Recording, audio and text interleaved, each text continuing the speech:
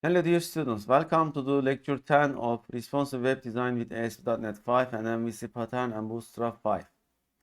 So today we will continue our course from with tag helpers, and let's start with cloning our project as usual.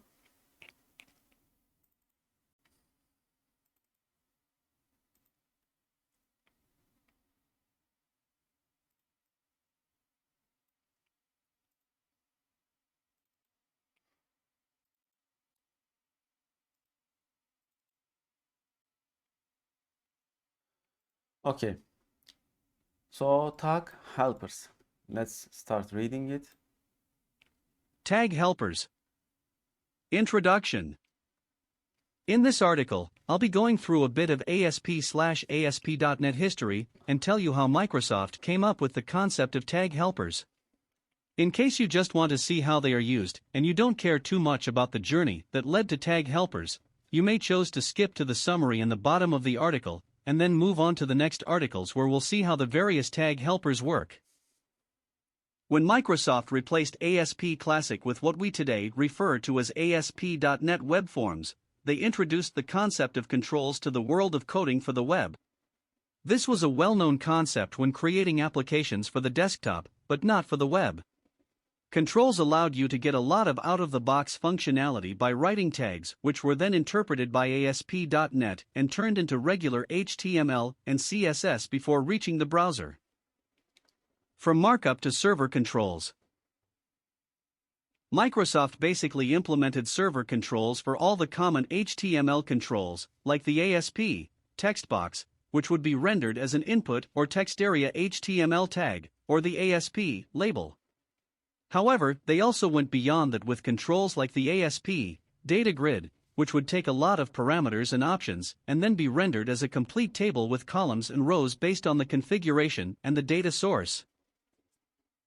Unfortunately, the concept of the ASP.NET Web Forms server controls never felt completely natural for all developers. The server controls were initially created to save time and code by allowing you to quickly implement even advanced functionality with few lines of markup. Okay, so this is important to understand. The server controls with web forms are really easy to use, really quick to start. However, it also has downsides. So with ASP.NET Web Forms, you can quickly build your website, make it running, and put it to production. However, it also comes with downsides. For example, I have my project since I have been developing since my graduation from university, Monster MMORPG. This is done with ASP.NET Web Forms. However, right now I am so much regretting that I didn't follow the that time standards, because now it is very hard to change things and make them adapt them to recent technology. So I can tell you that if I were gonna do this project now, I would definitely choose ASP.NET MVC, not the web forms. Markup. But instead of saving time, you would often find yourself writing more code to work around odd cases which the server controls didn't fully support.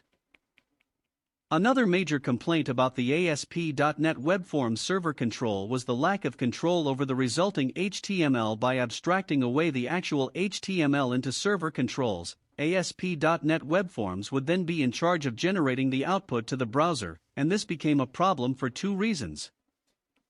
First of all, sometimes the resulting HTML would not work in all browsers. Back in the days when ASP.NET Web Forms was at its peak, there were big differences in how various browsers would respond to the HTML and CSS you provided it with. Since you didn't control the HTML and CSS generated, you could run into rendering issues which now became almost impossible to fix. Second of all, a lot of purists out there demanded the HTML to be formatted in a specific way, even though the browser didn't care. As an example, you can write HTML tags in uppercase or lowercase, you can use single quotes or double quotes for attributes / values and so on. The browser doesn't care, but a lot of programmers are used to case-sensitive programming languages, and their eyes hurt when the HTML they wrote wasn't formatted the same way as the HTML generated by the server controls. From server controls to HTML helpers. For this reason, Microsoft decided to completely leave out the server controls when they implemented ASP.NET MVC.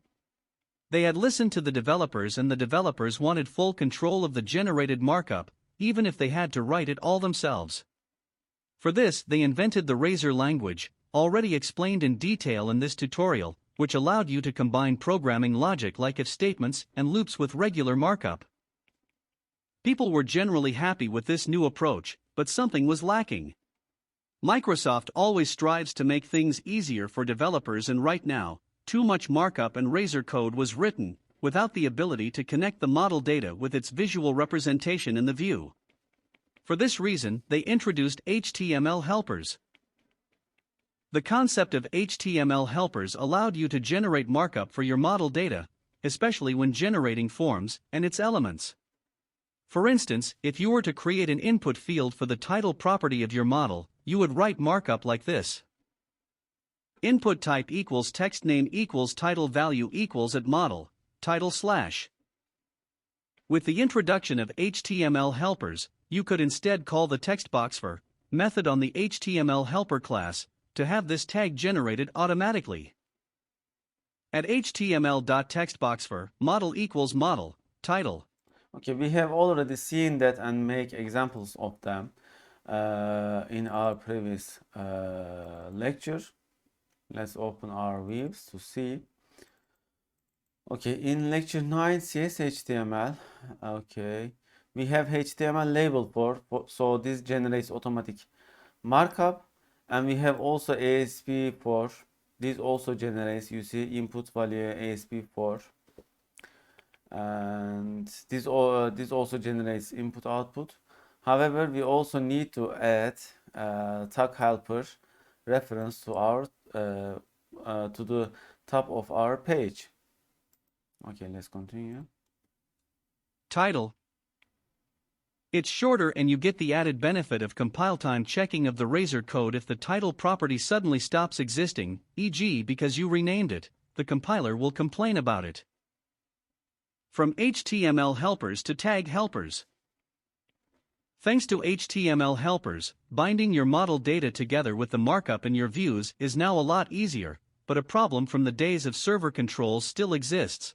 Since the markup has been abstracted into helper methods, these helper methods are now responsible for generating your HTML, and they also have to be flexible enough to support all the ways you might want to use them. Consider our example from before, but now imagine that we want to add a couple of properties with values to the HTML generated. Okay, so we are adding properties like here new class equal to this, style equal to this. Okay. We also have an example of that in our code, like here placeholder is equal to this, and like this is the format output like this, and the type of the output like this. However, it is still not as good as directly writing as HTML, but also binding it to server-side controls, and it is possible with ASP4. This is tag helpers. So these are HTML helpers and these are tag helpers. Let's continue. The example is now way less elegant than it was before, just because we wanted to add a class and style property with values to the input tag. To some developers, this approach never felt natural either. They didn't like the mix of C# code in the Razor syntax with inline CSS or even JavaScript. Especially in large forms, the constant mix of regular HTML tags and Razor calls to HTML helper methods could look really messy. Microsoft decided to solve this problem by taking the best from both worlds. With tag helpers, you write regular HTML tags instead of Razor commands, but you can mix in custom server-side attributes which will allow you to, for instance, easily bind to data from your model. Okay, this is really important. Let's repeat this. Microsoft decided to solve this problem by taking the best from both worlds. With tag helpers, you write regular HTML tags instead of razor commands, but you can mix in custom server-side attributes which will allow you to, for instance, easily bind to data from your model. So with tag helpers, we write regular HTML, but we can also bind it to the server-side controls. And this is exactly what we would like to have. Okay. With tag helpers, we can rewrite our previous example to something like this. Okay, so this is regular HTML input. This is the tag helper ASP4. You see, this is tag helper. This is regular HTML, and this is also regular HTML. So here we are binding it to title property of the model. You see here. Okay, so before continue, let's start our lecture 10 view and start doing examples to understand it better. First, I will rename project to lecture 10. Okay, and let's rename solution as well. You see, when you are doing programming, you should always do examples, and with that way you will only understand it perfectly, or better, we can say. Okay, let's add lecture 10 controller.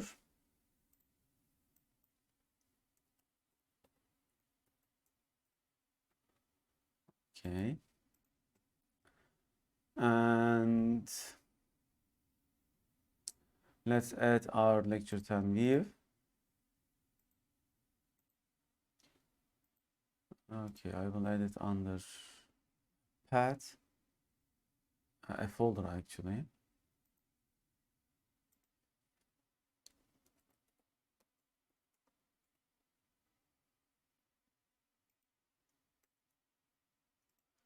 And add view. Okay.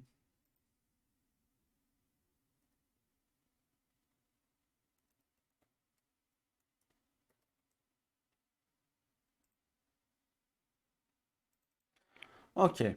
So we have our view, we have our controller. We need to root website index as lecture 10. So to that I need to remove this, and I will change this to back as lecture 9. Okay, like this. And this will be lecture 9. Okay, so with this approach we should be able to access lecture 9, and root of lecture 10 will be like this. Okay, and then by the way, we have renamed our view, therefore we have to give exact view name as lecture 10. Let's write here something as h1 lecture 10. Let's start our application to see it is working or not.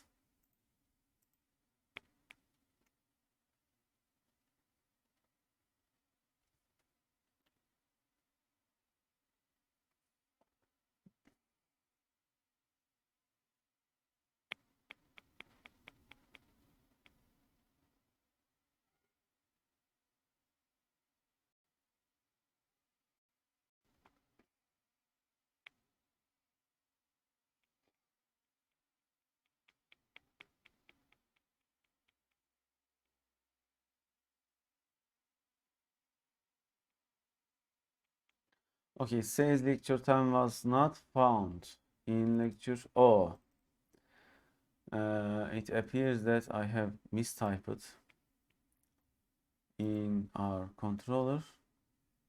Lecture 10, okay. Lecture 10, lecture 10.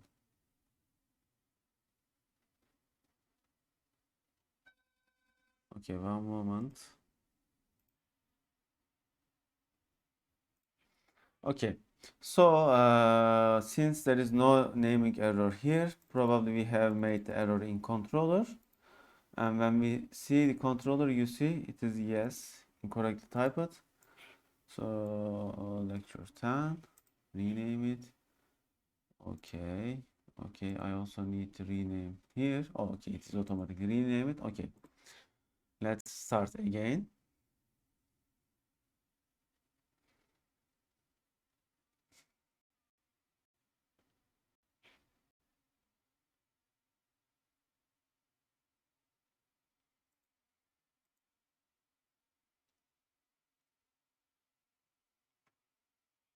Okay, lecture 10 is working. Let's try our lecture 9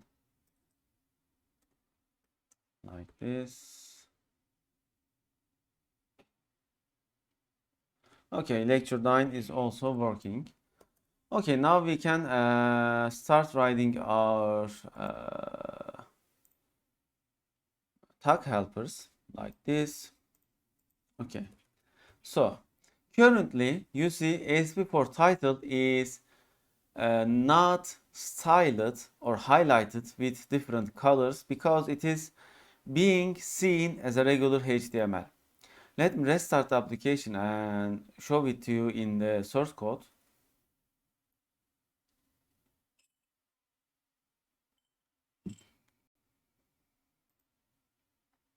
We also don't have any class like as form control, but it doesn't matter by the way. So this will generate a default input, and okay, font size like this, font weight like this, ASP for title is here, and nothing special, nothing fancy as well. Okay, now I am going to turn this into a tag helper. How? With adding tag helper reference to the top page like this. Okay, as soon as I edit, you see ASP4 now highlighted differently, and I am getting error of title. Why? Because there is no model right now for this CSHTML for this Razor page. And let's generate our lecture 10 model. Okay. Models are regular classes simply. Okay, public class lecture 10, and let's add a property as string as our title. Okay, or let's name it as our page title, or whatever the title we want. Yeah, let's set it as title. And then I have to return this model in my view. Okay, how am I going to do that? First, I need to add using system models lecture 9 or not system. Okay, lecture 9 dot models. Okay, now I can use it as lecture 10 model equal to new lecture 10 model, and let's initialize it as our title as, let's say, okay, welcome to lecture 10. I am assuming that this will be displayed inside the text box. So let's return my model, I mean the input, and let's see if it will, first I need to set the model as model lecture 9 dot models dot lecture 10. Now auto control appears. Let's try it.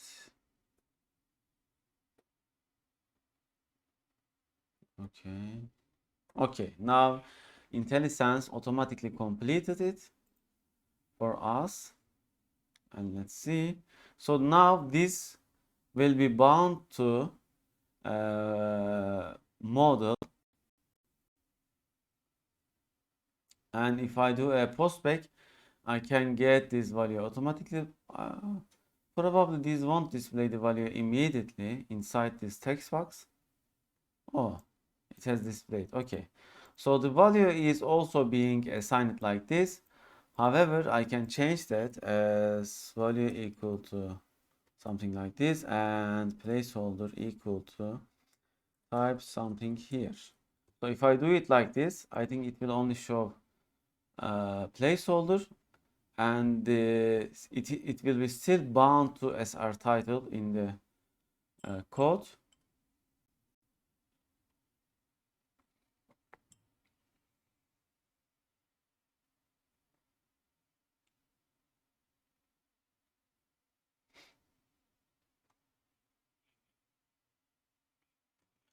Okay, you see there's placeholder, and when I type something, it is going away. Okay. Moreover, we can type our model here as, I mean the model title here as SR title. Okay, now we are seeing our tag helper, and let's continue. Notice that the only thing that doesn't look like a regular HTML tag/attribute setup is the ASP for attribute. This is how ASP.NET MVC knows which property from the model that this control is created for. This information will be used to generate the name of the input field, title in this case, and the value will be automatically added as well. An ID attribute will also be Okay, so it says that, and the value will be automatically added as well. So if we want another value or a custom value or an empty value, we need to define value ourselves like this. And this is so elegant. It is simply a regular HTML, and that's it. An ID attribute will also be generated for the control, but you are free to override this value by adding your own ID attribute and value. Okay, so we can also add ID and ID attribute and value. Why? Because the ASP.NET in the server side checks name. We can't add a name, because if we add a name, then it wouldn't work in the code behind, probably, because this ASP4 sets its name to SR title. Okay, that is how code behind understands it. However, we are free to add ID. This is regular ID of let's say regular HTML. Okay, so with that ID you can do anything you want to do with JavaScript or jQuery or other things. Tag helpers versus HTML helpers.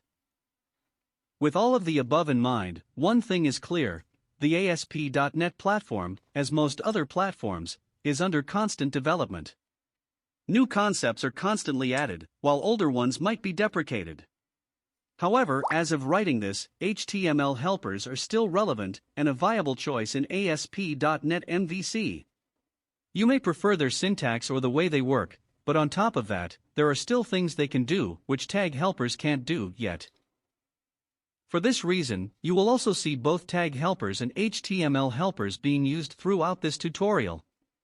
And that's fine. Use whichever approach you find best for the task at hand. After all, both tag helpers and HTML helpers are syntactical sugar. They help you accomplish a mundane task with less keystrokes. And that is what we want.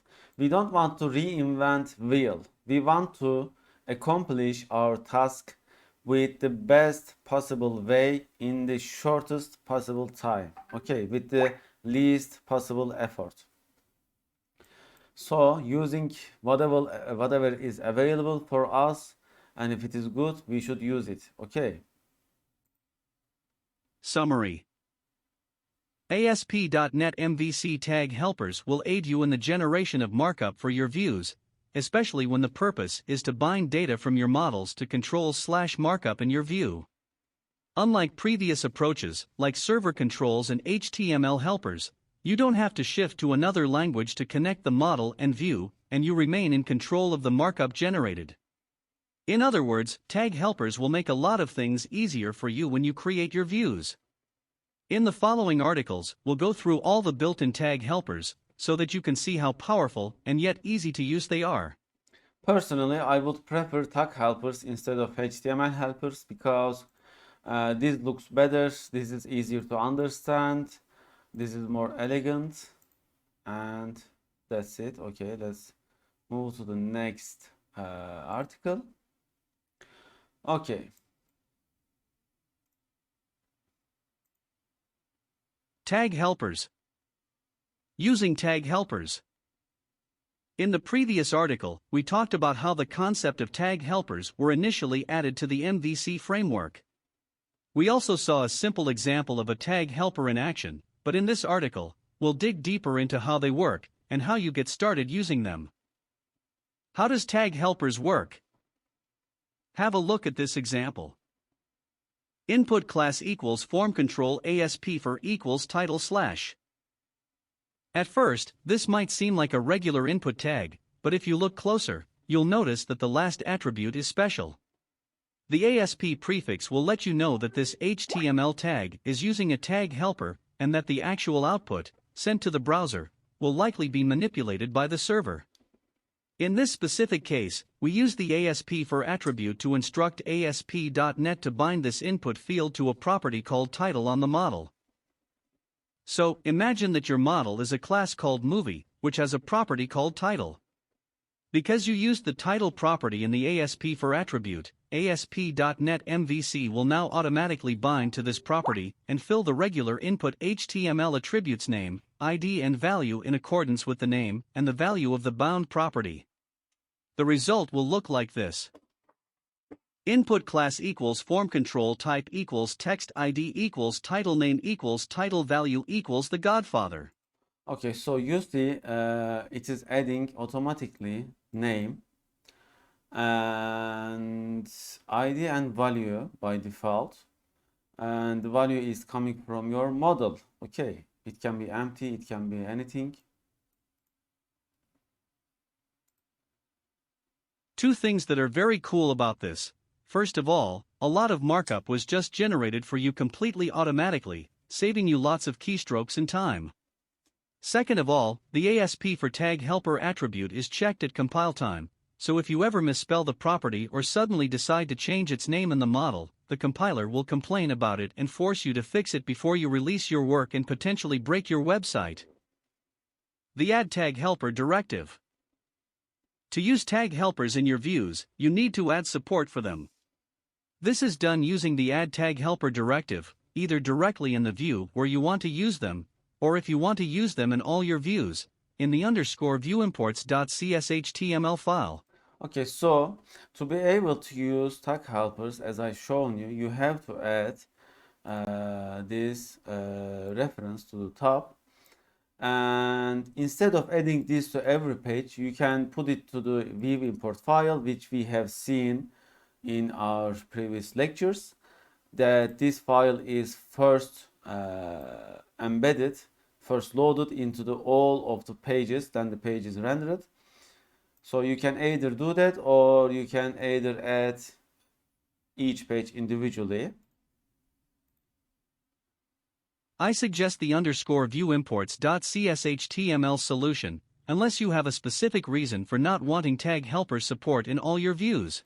So yes, this is true. Let's add ViewImport and remember that as well. So the ViewImport was going into shared folder. Okay. So it was under like this, if I remember correctly. We had a shared folder inside View, and here we are going to have ViewImport. By the way, you have to follow exact naming, otherwise it won't work. So ViewImport CSHTML, and here I will remove this and put it here, and let's see if it will become. Okay, it is still not. Okay, so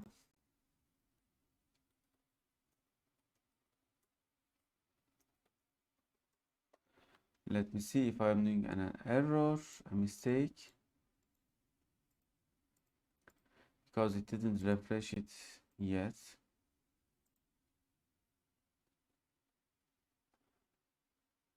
Okay.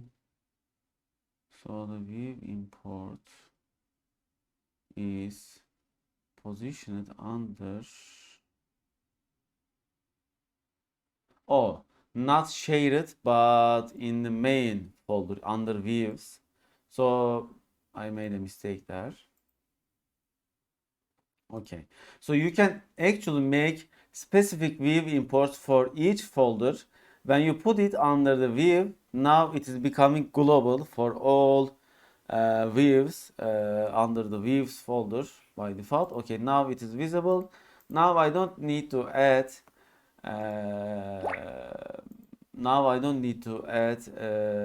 tag helper reference to the each of my page. Okay, we also have remembered that.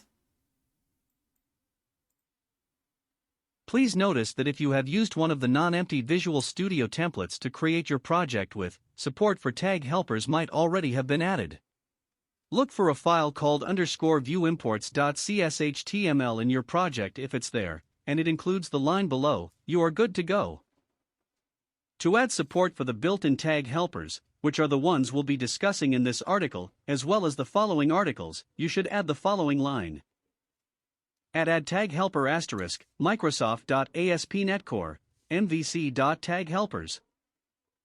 After doing this, you should be able to see the ASP-* properties in IntelliSense whenever you type an HTML tag supported by one of the tag helpers.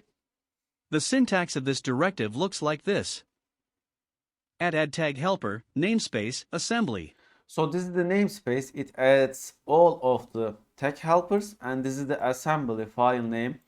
Microsoft ASP.NET Core MVC tag helpers. I think we can even see that in our dependencies. Let's see, packages. Okay, MVC ASP.NET Core up. No, maybe under that. Oh, okay, there are a lot of things, and MVC here. You see here. So this is the assembly name that we are referencing. You see, it is exactly the same, Microsoft ASP.NET Core MVC tag helpers. So simply, this is the namespace. We are adding all possible, and this is the assembly name. Okay, let's continue. So, in our example, we are importing all tag helpers, as noted by the wildcard asterisk character, from the Microsoft.ASP.NET Core, MVC.TagHelpers assembly. In case you want to limit the helpers imported, you can specify just one, by using its fully qualified name, e.g. Microsoft.ASP.NET Core, MVC.TagHelpers.AnchorTagHelper, or you can import all tag helpers within a namespace, like this, Microsoft.ASP.NET Core, MVC.TagHelpers. So if you need a specific one, you can add it as specific one, or you can add all like this. If you have a reason, you can add specific one, or why not adding all? The add tag helper directive can also be used to add support for your own custom tag helpers. More about that later. Summary. Tag helpers makes it a lot easier to write markup, while having the added benefit of creating a tight relation between your HTML controls/tags and your model. This will become much more obvious in the next articles, where we'll look into the various tag helpers. Okay, now we have much more idea about how tag helpers works, so we can move to the next article. Okay. Okay, let's continue. Tag helpers. The form tag helper. The form tag helper will aid you in the generation of the form tags, which should be around any form elements that you would like to e.g. submit back to the server, including input fields, text areas, etc. When using the form tag helper, you benefit from the following things, compared to writing all the markup manually. You can easily reference the controller and the action to submit the form to, or even reference a route. A hidden request verification token is automatically generated and appended to the form to help protect you against cross-site request forgery. Controller and action attributes. Okay, so what is cross-site request forgery? Let's also read about it.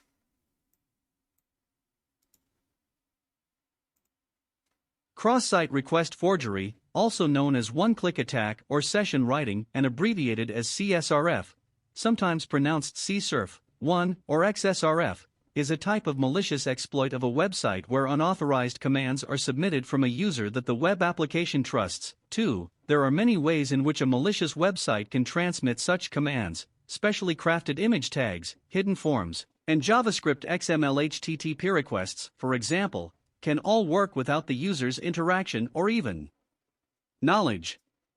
Unlike cross-site scripting, XSS, which exploits the trust a user has for a particular site, CSRF exploits the trust that a site has in a user's browser. In a CSRF attack, an innocent end user is tricked by an attacker into submitting a web request that they did not intend. This may cause actions to be performed on the website that can include inadvertent client or server data leakage, change of session state, or manipulation of an end user's account.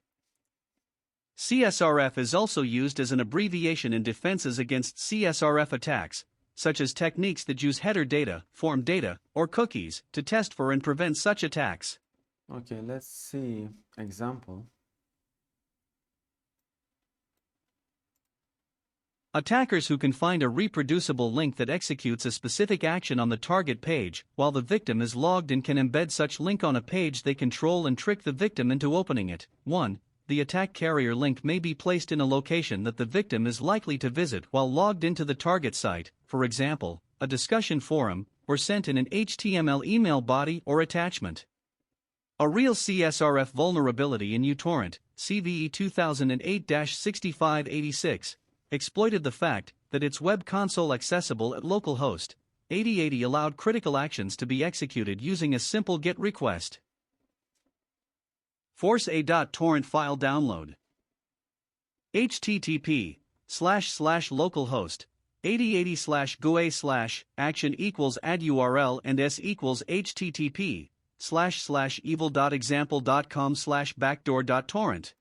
Okay, so what is this if you wonder? For example, I am visiting example.com and there is a malicious script or code on example.com and it is calling this URL, for example, in a button click or in a image link, etc. And if my form of localhost is vulnerable to that, then it would execute it.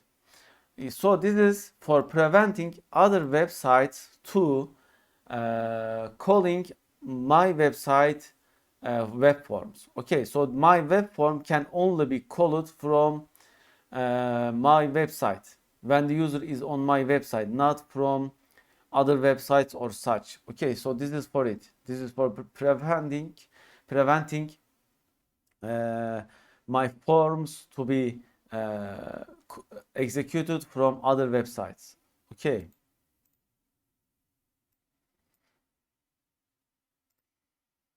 The easiest and perhaps most common way of using the form tag helper is with the controller and action attributes. This allows you to specify which action method on which controller you want the form to be submitted to. Here's an example. Okay, for example, you see, let's write our form submit. Okay, so form ASP, okay, action. So action expects which data from us? Action is I think, our action name in our controller. So this will be posted back to our lecture 10 controller. Let's write a method here. Okay, like update model title, and this will get my model, which is lecture 10. My model. First, I will verify if the model is valid.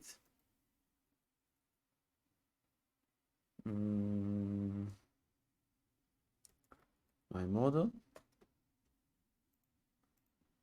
Okay. How were we using the valid state? Okay, model state is valid. Oh, it is just like that.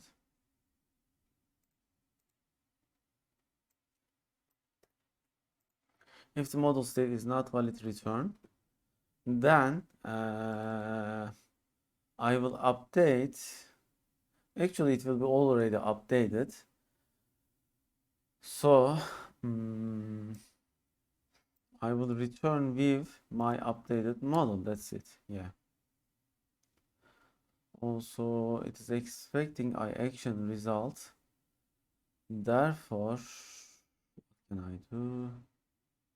Let's return content and say, okay, invalid data is sent to the server.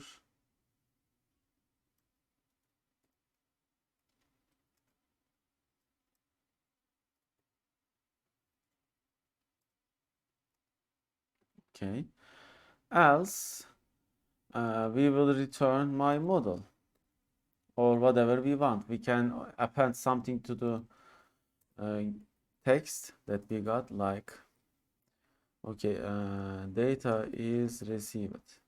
Okay, so let's add a label here, such as, how can we type it? Label ASP4 is our title. Yeah. And so the action will be in our controller, update model title. The ASP4 or the ASP controller here will be lecture 10. Okay. So there is form action, and do we need anything else? Yeah, method. Let's define method as post. And I can also limit this to with only HttpPost, like this. So this action can only be called with post. It cannot be called with get. All right. And then we need input type submit, not search. And text or value will be send updated data. Okay, so is this title need to be inside here or not? I think it has to be inside here, but let's test our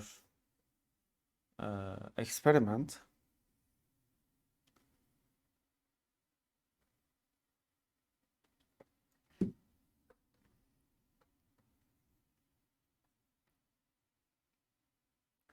I think it won't be posted back to the server because it is not inside form, but let's try it to be sure. Okay, so the title is not displayed for ASP. So not ASP4, but I need to set value. Okay, there is no value for label. Yeah, I don't need this. Why do I type it anyway? I just need to type as model.sr title. Okay, that's it.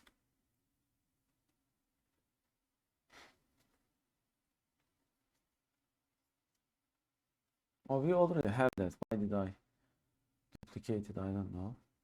Anyway, let's continue. So after we submit something, it should have been changed. Okay, change it. Okay, so it didn't work because it is still same, and therefore let's put this inside here and restart.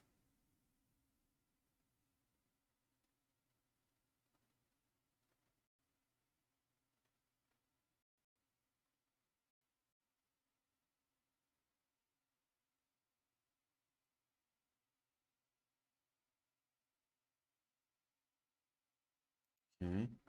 New lecture 10. Send. Okay.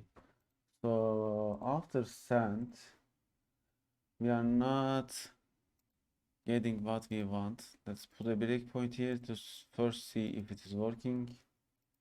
No. So currently our form action is not working. Why? Because we have ASP action update title. Yeah, and ASP controller lecture 10. Okay, let's check the form data, how it is generated.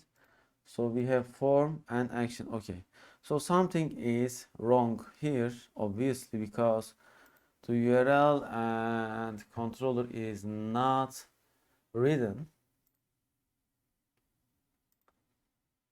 Therefore, what could be wrong?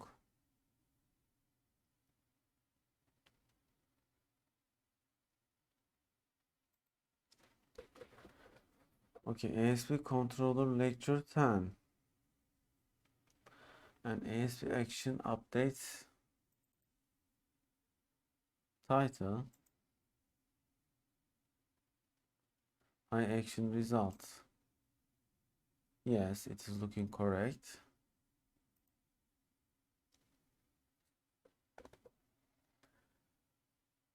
Okay, I think we have an example of this somewhere in our project.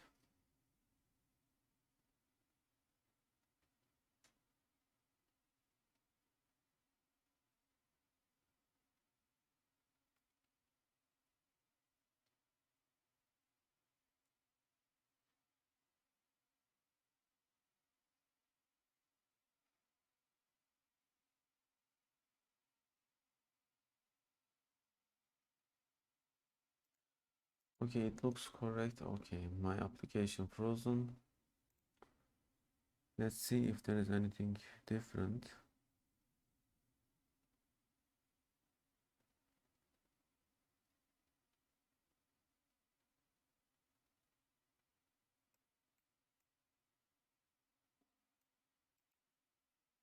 So this is the generated HTML code. Automatically, it is not written by the developer. Okay, cancel it.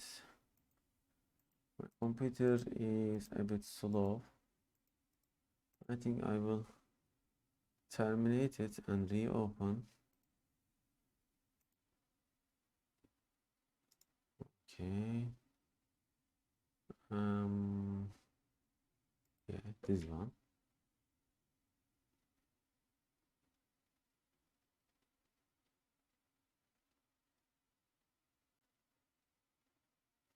So why it didn't automatically generate?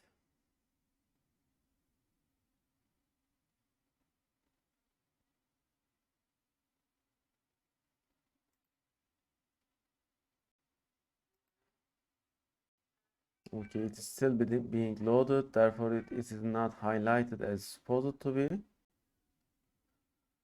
Okay, and it should load from ViewImport. Let's see. Yes. And still getting ready. Okay, now it is ready. However, we have a problem, which is our action is not matching. And why? Lecture 10, inside lecture 10, here lecture 10 controller, and the action is update model title, which takes my model, and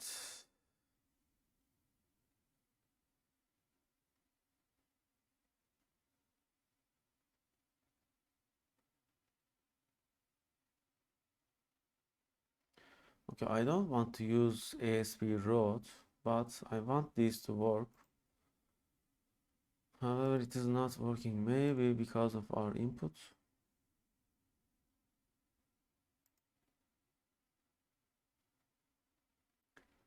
Okay, When something is not working, don't give up. Just try to find what is wrong. Okay, there is input value, input type submit value at user.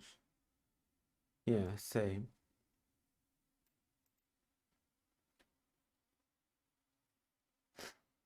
Okay, let's run again and see what happens. And let's check lecture 9 as well.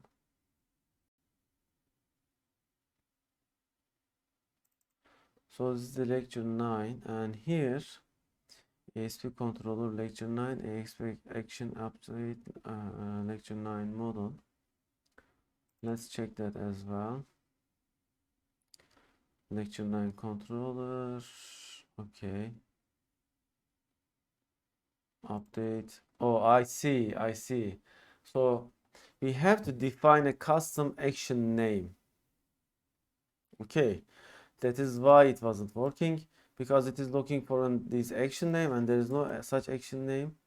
So I will make it same, and when I restart it should be same.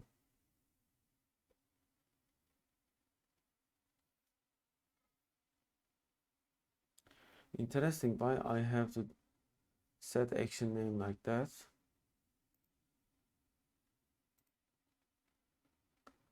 Let's see after it is opened. Okay, let's check the source code. No, still not here. You see request verification token is here, input here, form here. However, form values are missing. Let's check lecture 9 source code. Okay, here, so this is the second. Okay, here we see the lecture 9 action.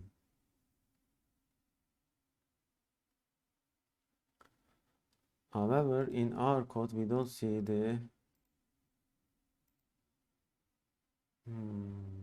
action. Okay.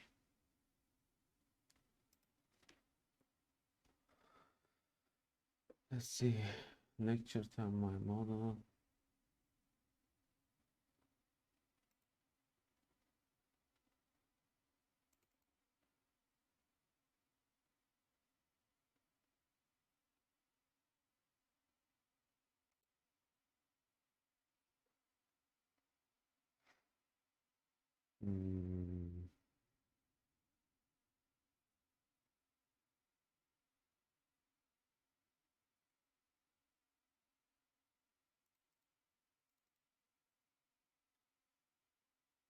Okay, so what might be wrong?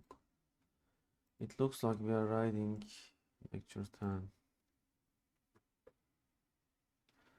Okay, let's look for our error.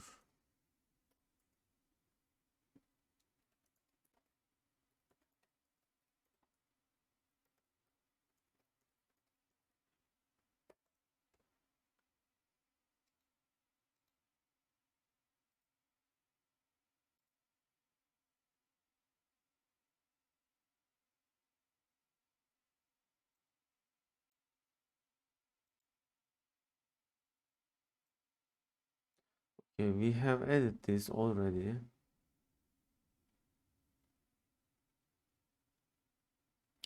We have tag helpers.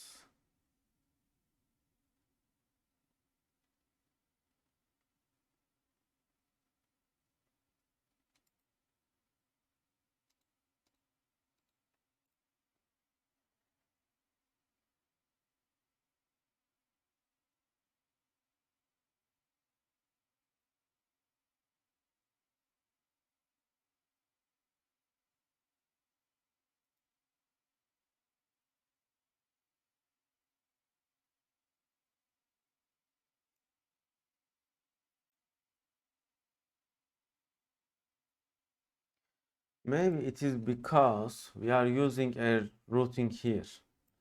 Therefore, it is not able to recognize it. So,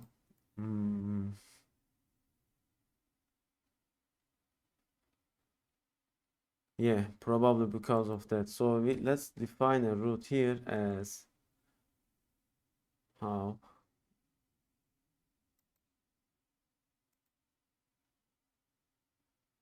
Yeah, let's try like this. I wonder what will happen.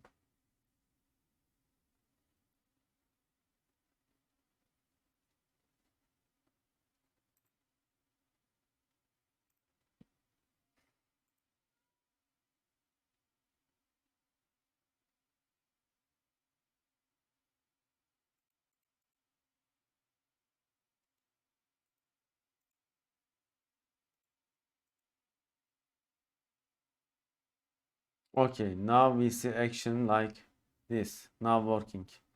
So you see it was because of routing and you have to provide same routing. So new lecture 10. Okay, you see new lecture 10 data is received. It is working, yes. We can also use different routing and different methods. Let's also test that. So I will call this as, okay, update data version 2. So this will be a different route and I will make it as version 2. Okay, now for it to be work, I think we have to change our route. Like, let's see, ASP route, and route will be this. Okay, like this. Okay, version 2, and inside version 2, where it is.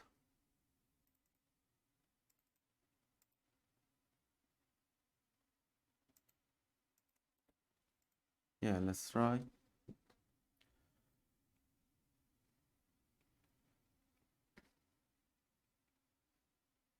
So after this action result, it is supposed to return a new view, actually our regular view.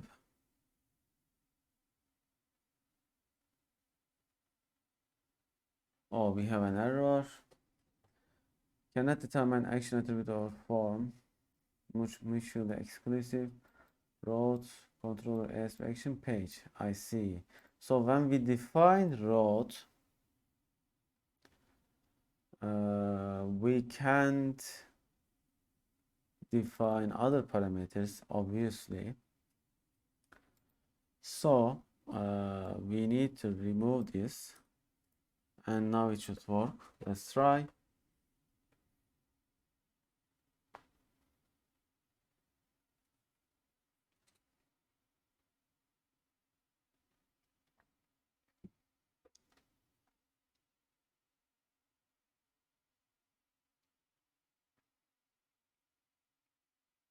Okay, so you see there are multiple solutions. Let's update. Okay, update it and return it back as we wanted. Okay, but oh, this is data received 1. Actually, we were expecting version 2, so there is a problem. Okay, so the action, oh, the action is incorrect. I see. So this didn't work.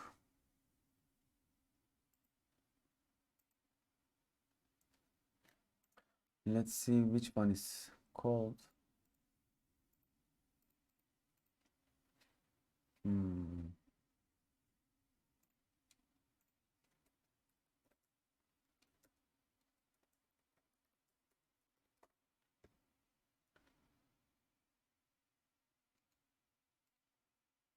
Okay, so for this to be work, maybe we need to also set action name. I don't know.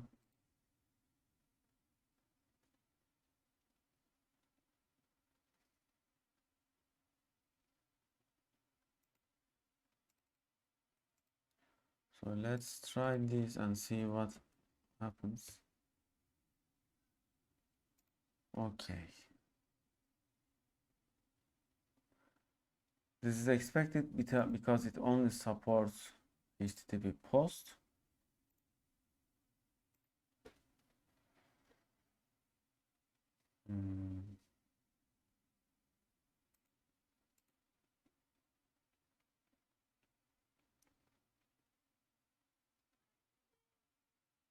Okay, so what is wrong? What is this root ID, by the way? Model.id, it says. Action. Okay, so what could be wrong?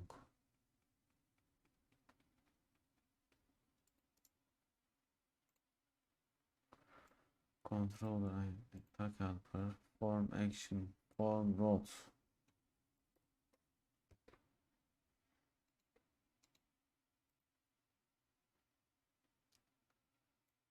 Okay, they have a root like this.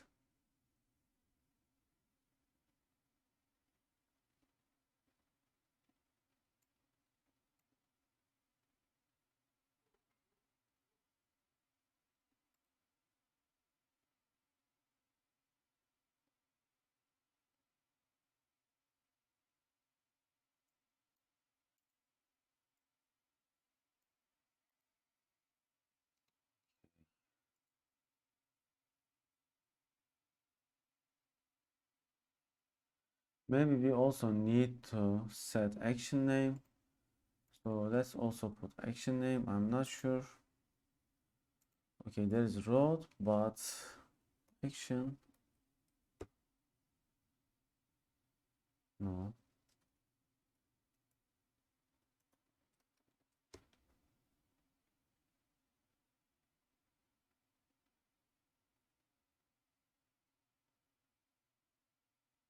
Must be null if form tag action or form tag. Oh, so this won't work.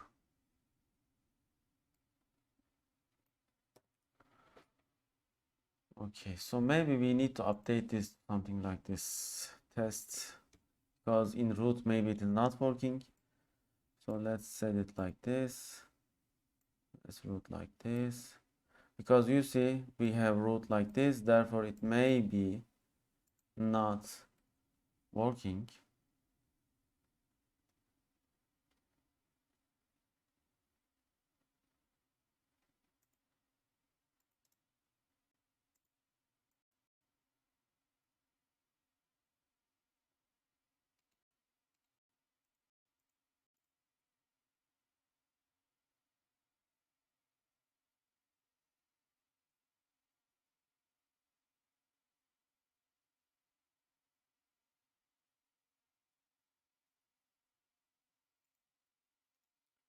Okay, let's see.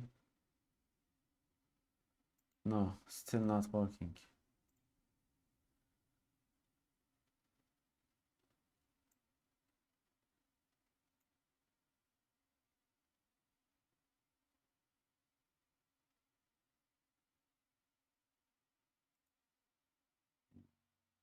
Oh, let's try to find a case same as ours. Okay, there's a road like here.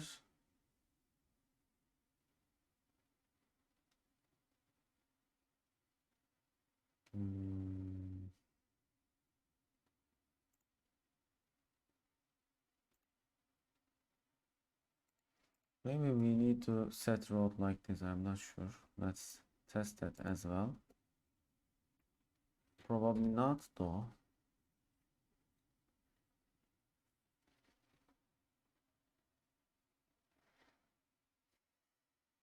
Okay, we will figure this out. Don't worry.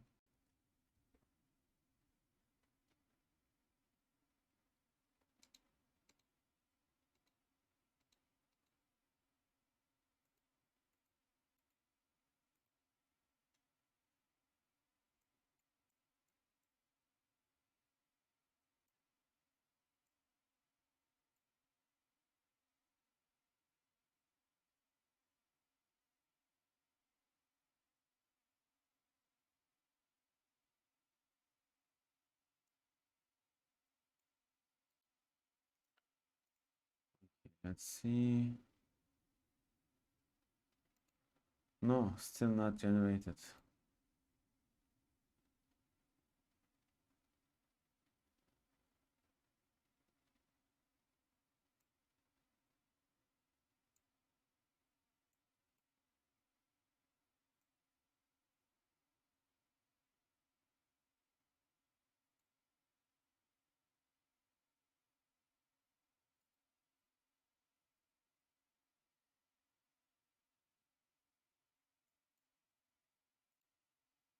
Maybe we need to define different roles and action name. I'm not sure. Like this. I wonder how will it behave. Oh, we can set the action name. Yeah, this won't work.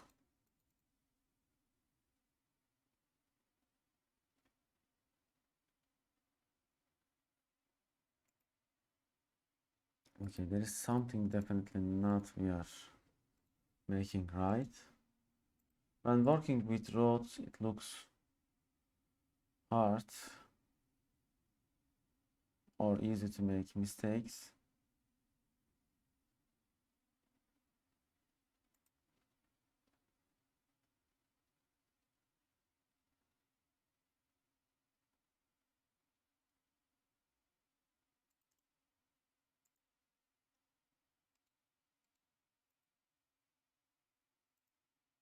Okay, I guess our only option is setting the same. No, we can't also set the same road because it would then cause problems, probably. Or maybe not. I'm not sure. Let's try to have different parameters like this, and let's see if we can have multiple post data. So I think it will work like this, in this way. So same routing, they are HttpPost, therefore they won't affect this route. So this will be HttpGet. Okay. And actually I can set this route to here, I guess. So I don't need to define it every time. Okay. And then set action like this and see what happens. I think this is the proper way of doing it. That is why we can't find another solution.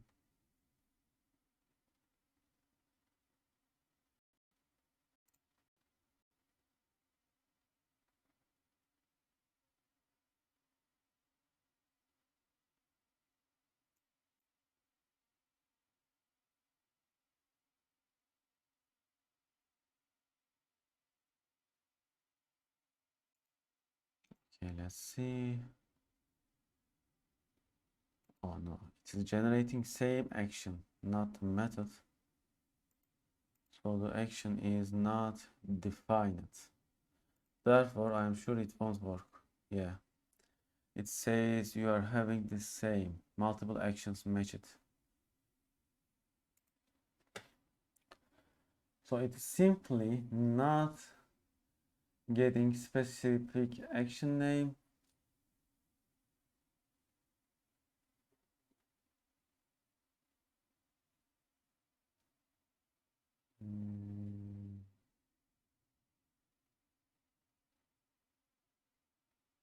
And why is that?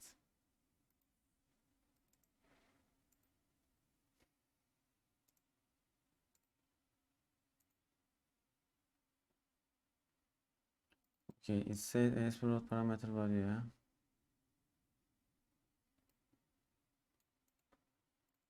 There is route ID.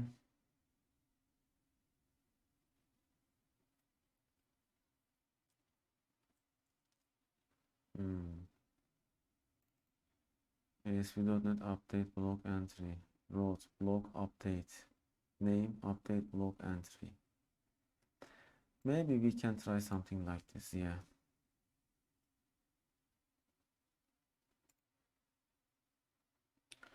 I see. So this is expecting road name, not road itself. I see, that is why it didn't work. Okay, so let's keep this and change this to something like this. I will make it as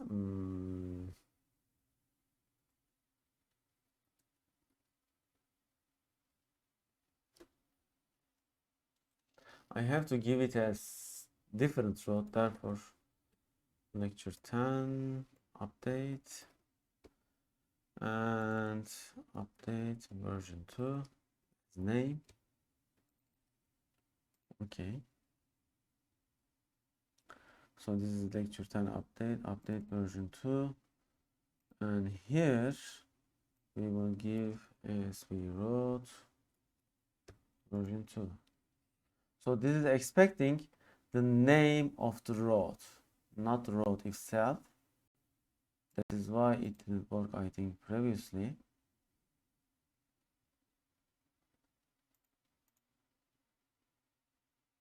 So this, the first one should be same. And let's see. Okay, now its action is generated. Okay, so K is 1. Okay, it has entered the correct action. And K is 2. And it has entered the correct. Okay.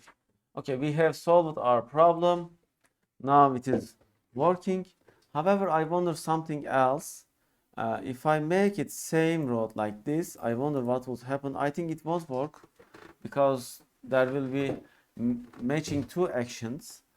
And however, when you post some data to server, they have to have unique paths. Therefore, now it won't work because there is no way for server to get which action is called. Let's try. Yes, multiple actions match it. Therefore, you have to define different paths, roads for each action you have. Okay, and so this is working. All right, and appending road parameters. Okay, so this is important. Yeah, let's.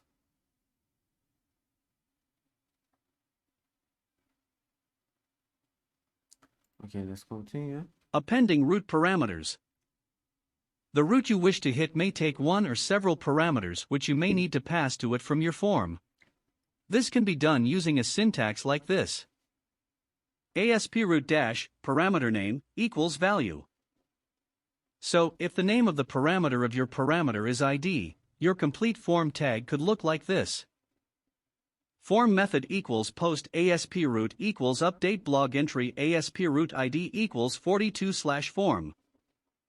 Of course, in most situations, the value would likely be dynamic and come from e.g. your model, like this. Form method equals post ASPRoute equals update blog entry ASPRoute ID equals at model.id/form. The result will look like this. Okay, so this is a parameter that we will get from root, which means okay, it will be get back to our model, I think. Okay, let's check it out. So in our model, I'm going to add another parameter. Okay, so I will make it int ir counter. Okay, so by default it will be 0. I will also display it here like this, counter. Okay, and I will also send ASP road parameter where it is form parameter, or what was it? Why it is not here? Or ir counter equal to. Okay, let's see. Did we type it correctly? Yeah. Okay. Now it will be appended to the model or what?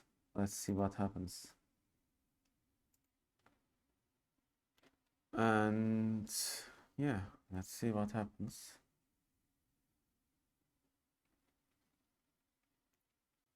I wonder if we can type it here. Maybe we need to type it here. Yes. Okay.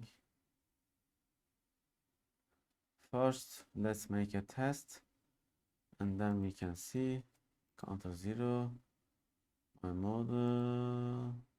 Yes, my model now has counter set, and therefore it will become 32. Okay. So this is working this way. What happens if we don't get something in model like this? Okay, IR test as 11 and put IR test here. Okay, how can we set it as IR test equals 0? I wonder if will this work as well. Let's try it. I think it should work because it will be sending back that, but let's try our prediction test. Okay. Yes, it is posted. So you can both have parameter in your model or as an external like this. However, putting that in model is better approach, and now it is working as we wanted. Okay, so when we put multiple values, I think it will append that as regular HTML with end tags and characters. I will show you in a minute when the page loads.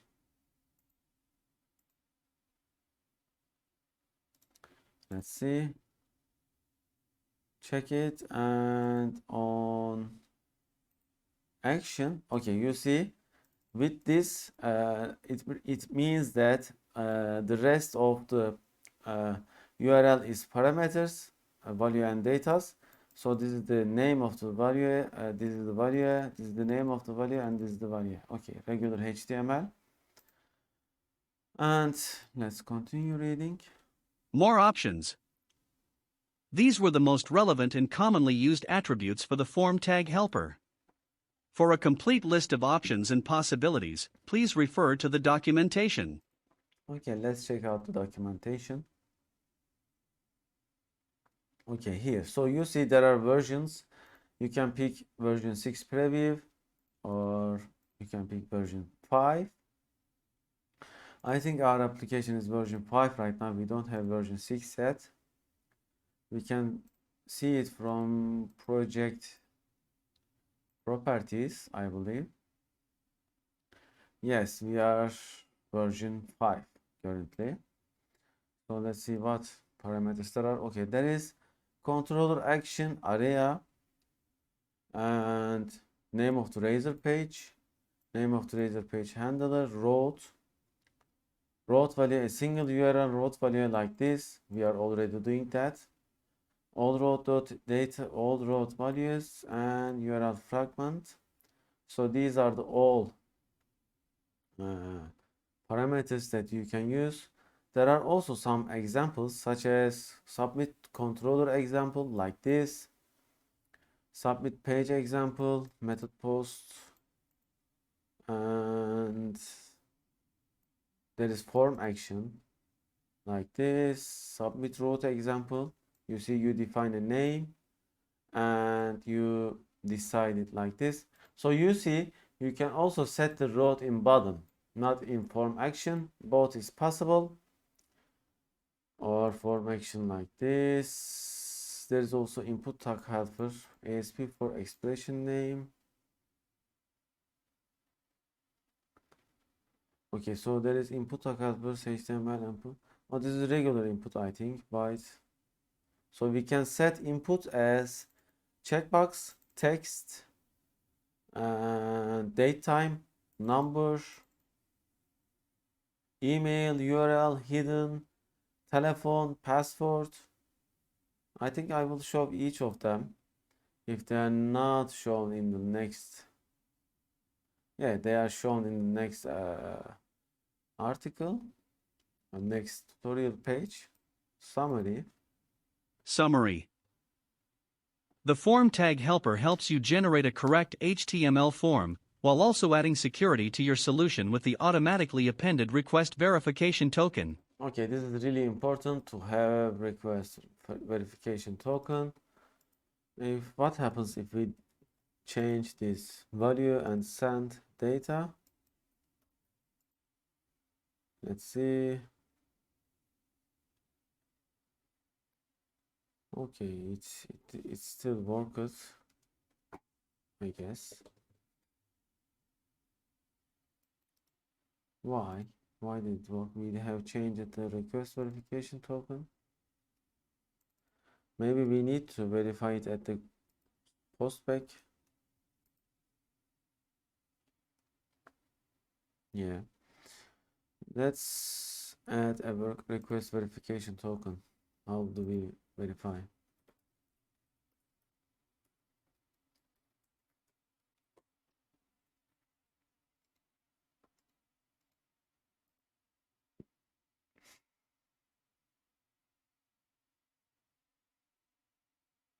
Okay, so there is an attribute as validate antiforgery token. So we need to add it here, I guess. And restart. I'm not sure if this is the correct one, but it is probably something like this. Okay, so HTTP, oh, we can add it like this also. You see there can be stacked. And oh, there is anti-forgery. Let's see if this is the case.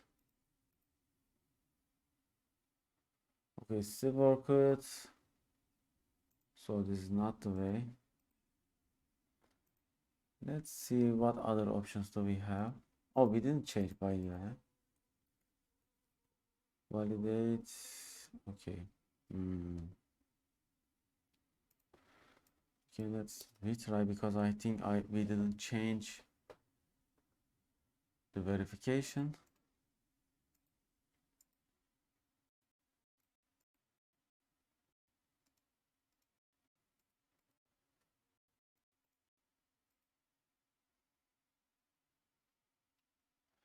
Okay, attribute method allow multiple inherits.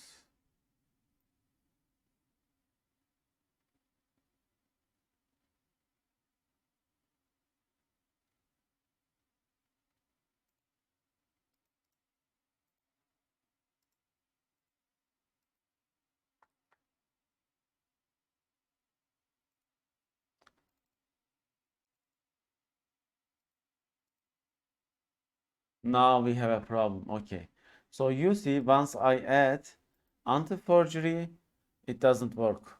Okay, so this is the way. So I'm changing this and nice, it is not working. So basically what does this mean? Let's assume that someone on example.com put a button that will post back to my URL. This simply.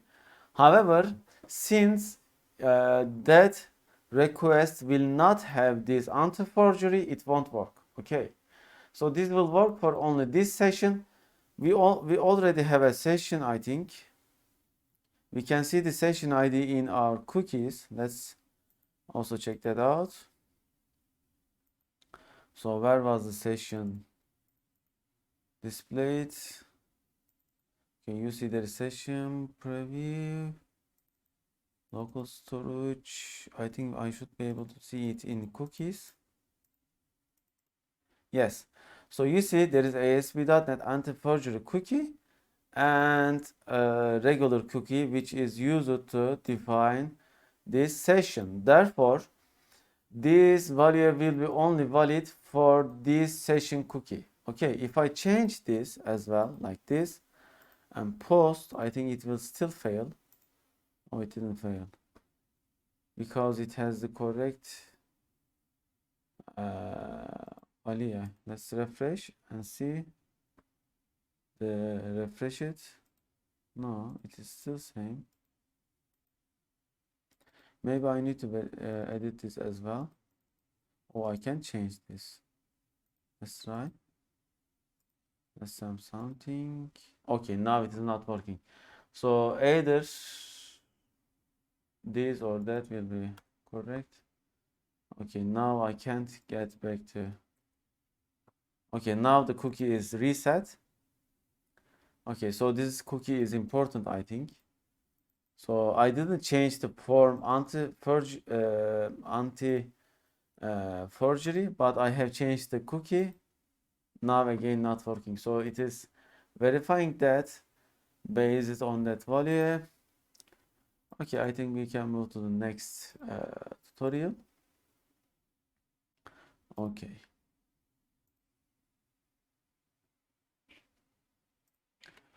All right.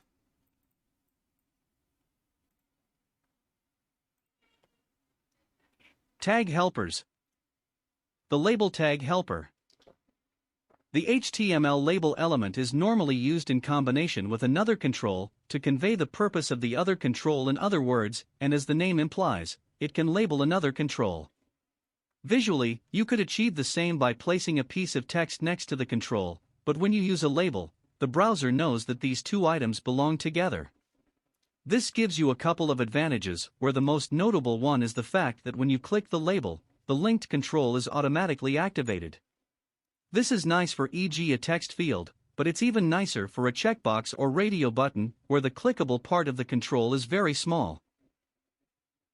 Linking a label with another control is normally done by using the HTML property called for and referring to the ID property of the other control, like this. Okay, this is really important.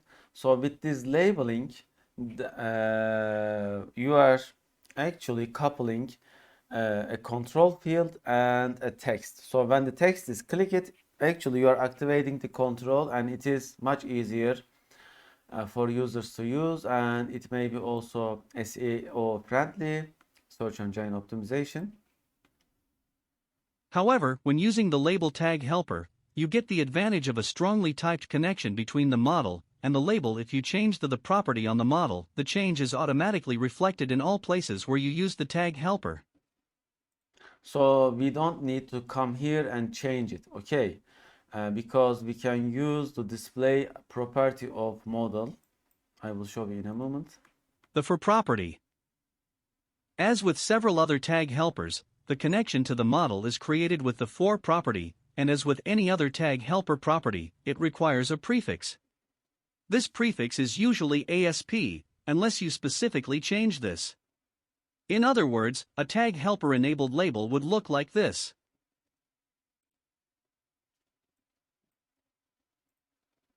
Notice how you no longer have to specify the text of the label, it will be automatically pulled from the model, and the HTML for attribute will be automatically filled to match the designated input element. The resulting HTML will look like this. Okay, let's test it immediately. So we have an input, but before the input, I'm going to have ASP, I mean label, ASP4 as our title, and that's it. And when we refresh, restart the application, let's see. It will generate SR title, then the text box, the input field of SR title. However, we don't want to, of course, display the parameter name. We would like to display more user-friendly name, and in a moment we are going to see that as well. Actually, we have seen that already in the previous lecture with annotations. You see SR title. Okay. So also let's add PR tag here for better visuality. Okay, now let's continue. The display data annotation. When looking at the two examples, you'll notice a small difference. In the first one, where I used an old-school HTML label, the text was set to first name. When using the tag helper, the text was automatically pulled from the model, and the result Oh.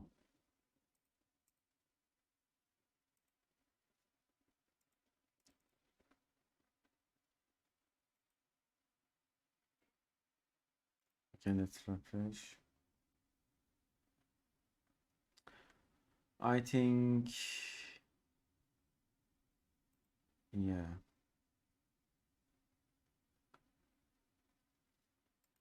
Okay, I have managed to crash the Edge new browser of the Microsoft. When using the tag helper, the text was automatically pulled from the model, and the result was first name, because that's the property name. Yeah. However, So it is by default displaying the property name. However, that is not we want usually.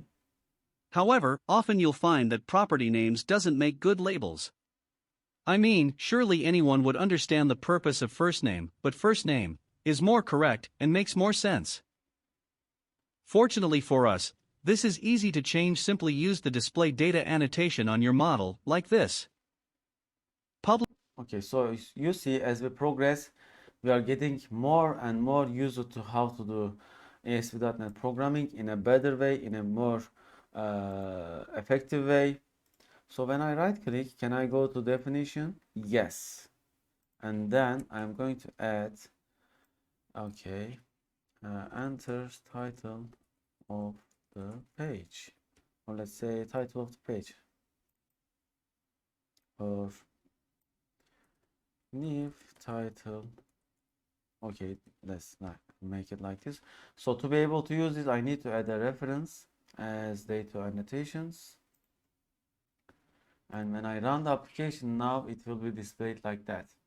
And when I click that label, I should be automatically, my cursor should be automatically set to the input box, text box.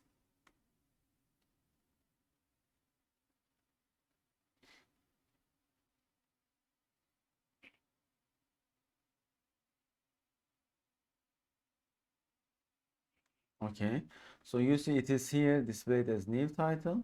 When I click the title, you see it is picking that up. And when I check the source code, I can see that label for SR title, and then I can see the ID is SR title, and name is also SR title. So when I click it, I can type something, and tada, it is working. Let's continue. And the cool thing here is, of course, that whenever you change the name property of the display data annotation on your model, it will be reflected anywhere you use it. So if you have multiple views using your model, you don't have to manually edit them to reflect this change. Okay, this is also another cool benefit of using label for. With this, basically you are updating whenever, wherever you are using that model. This is how you program your software. You should never have duplicate code. So instead of duplicate code, you should use models, classes, methods, and such. And this is the correct way of doing that. Summary. The label tag helper is one of the simplest tag helpers in the framework, but it's still very useful, allowing you to easily generate labels for your forms and tying them together with the relevant field. Definitely. I would say definitely. Okay, let's continue. By the way, you will become more accustomed to and more expert of these as you do a project on that. Just by watching these videos, you may forget it.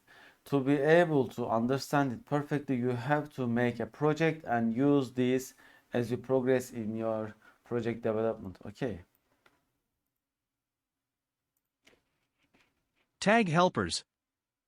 The input tag helper. We just talked about the form tag helper in a previous article, but all forms must contain some elements/controls. One of the most commonly used is the input control, which can take many forms to support various types of input. Okay, so this is important. Input control can take many forms. Okay, not just text. Okay.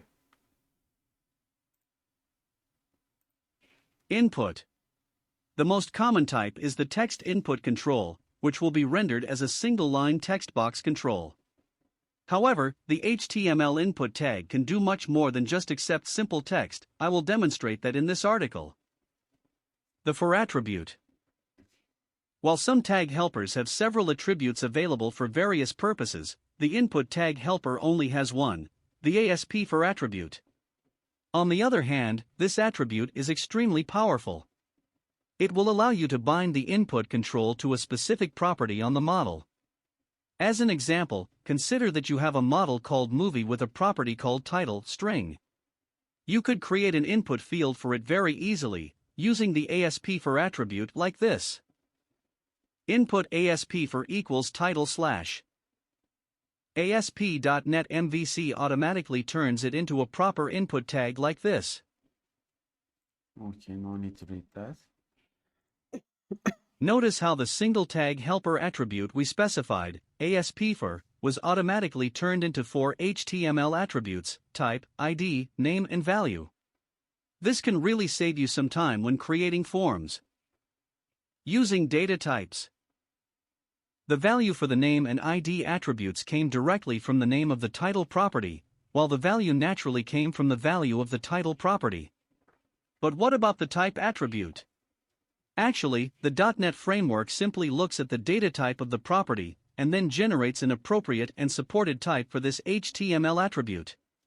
In this case, because the title property has been defined as a string, the text value is used for the type attribute. Using data annotations. However, a string can be many things. It could be an email address, a phone number with dashes and or spaces, or a password. All of these examples could be defined as a string, but require some extra attention. Fortunately for us, ASP.NET MVC allows us to specify the purpose of a member with data annotations, and not just for strings. Here's an example. Okay, now this is a good example. Let's expand our model as phone number. It is string, however, it is annotated as phone attribute. Mail address, it is email, but it is string, but annotated as mail. Now password, it is string, but it is set as data type dot password, and birthday, data type, and data type as date, and then there is active. Let's also add something else. Let's see what other data types there are. We have password, text, email address, date, multi-line text. Okay, so this will be multi-line text, and I will call it as multi or big letter. Okay. Now I will generate another form which will include all these types. Okay, so I will make it as yeah, it can be same. I don't need to change anything. I just need to show you how they are done. Okay, so they will be all input to be able to change it. So input ASP.for equal to mail address. Okay, and that's it. Then input ASP.for. Okay, what other options there we have? Let's start from beginning in our model, which is here, phone number. Okay, and I will also generate their labels.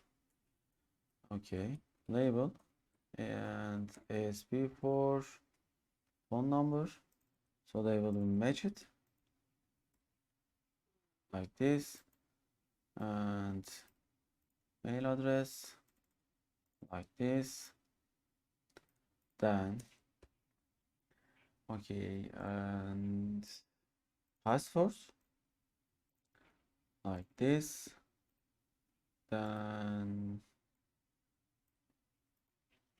let's continue. Okay, birthday, so this will be a datetime box automatically generated like this. And active, this will be boolean, therefore it will be a checkbox because it is boolean. And finally a big letter. Let's also give them some display annotation, like here.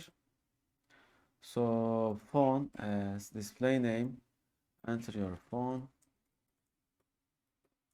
number, okay, and then email, enter your email,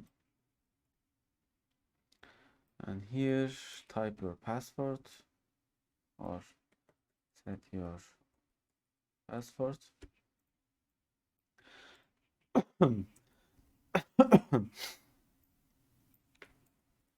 Set your birthday, and will you be active, or let's say will you be online, okay, and type your command as you wish. Okay, let's run the application and see what kind of output we are going to get.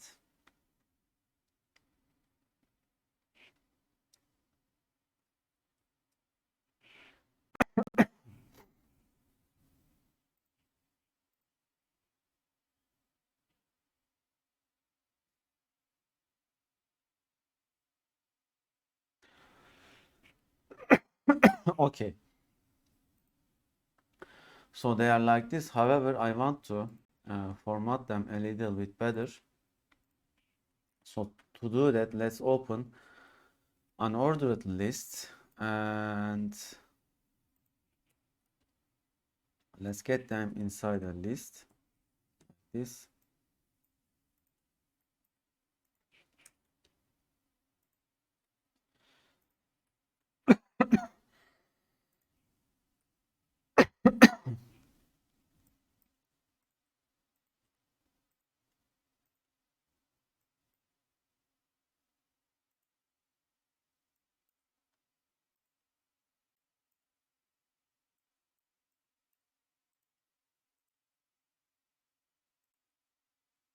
Okay, you see it has auto formatted everything I have typed, and now let's rerun.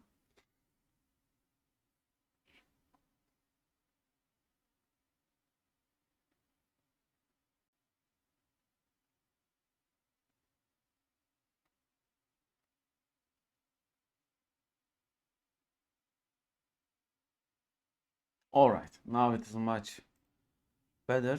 Enter your phone number. I was expecting some phone, but it didn't work. Email, and yeah, it is also not formatted. Password is formatted as password box. So birthday is formatted as birthday, but it is starting from date 1. You see it's a checkbox. I can also click this, so it will be automatically selected. You see, because they are labels. Type your commands, but this is also not a multi-line. However, when I click send data, you see it is expecting add, and not only add, it will also expect like this. Okay, however, phone number is not working. Okay, it says invalid data is sent. Okay, so the URL has changed.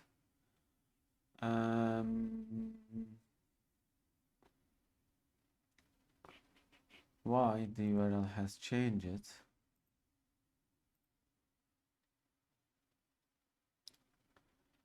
Okay, we are returning the regular thing. I see. Oh no.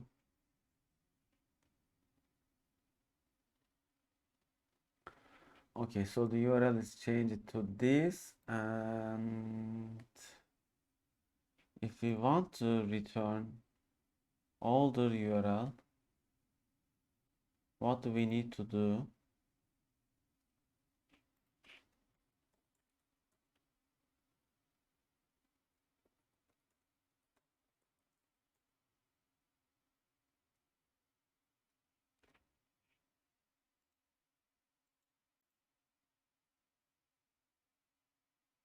Actually, it was, yes, redirect to action, or maybe something else.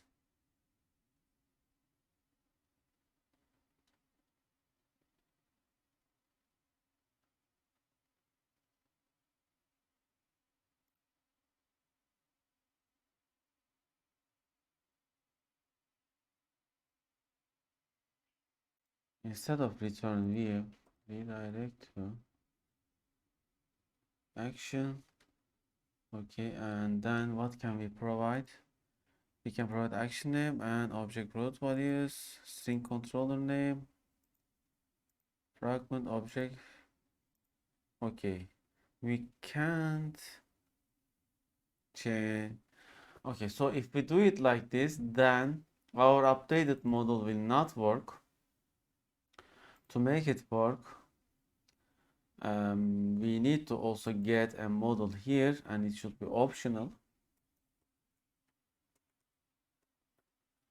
Okay, my model. I don't know if this is even possible. Action name, object root, no, it wouldn't work.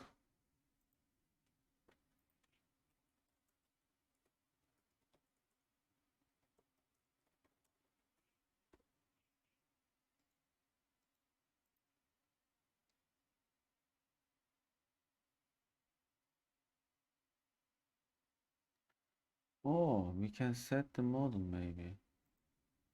Yeah, let's try that. Okay, my model, and if my model is not null, I will set my model to that. So this will be by default my model, and if it is not null, it will be my model. Okay. And by the way, I have to set this as null by default, so it would work. And action name will be, so this is the expected action, which is index action, and then the model. I wonder if this will work.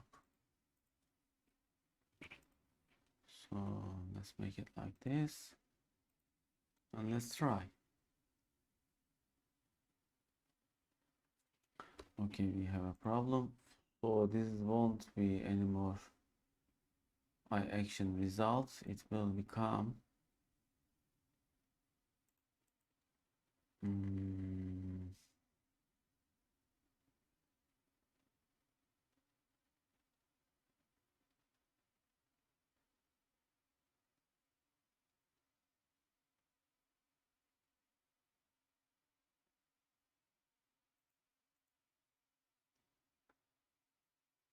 okay, so it says not all code but restores the value.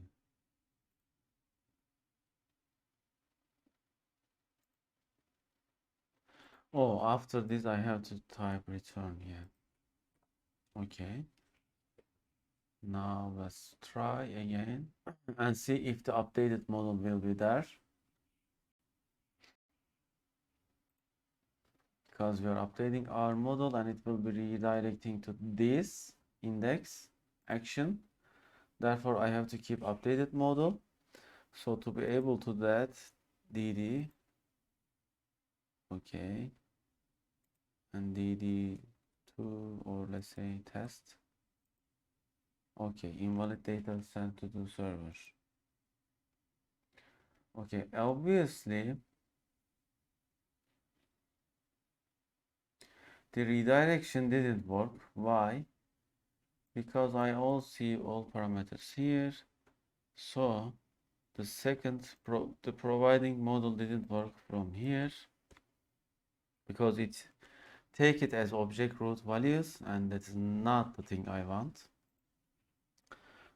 Okay, ASP.NET MVC redirect action with model. How can we do that?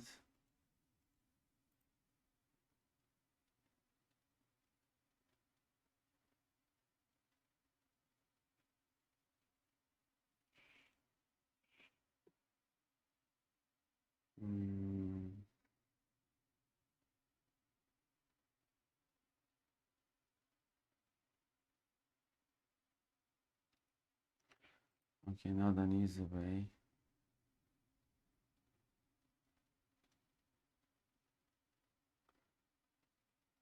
Maybe we can keep it in the session, probably.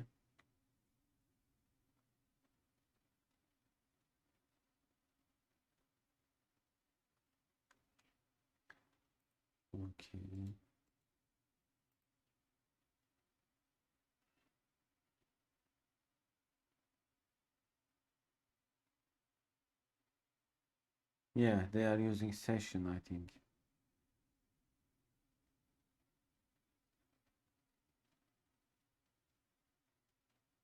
Or even temp data. Yeah, temp data is something else probably. So before the redirect, let's see if there is temp data. Yes. So gets or sends MVC features used by view result. Okay, set model. Let's set this as set model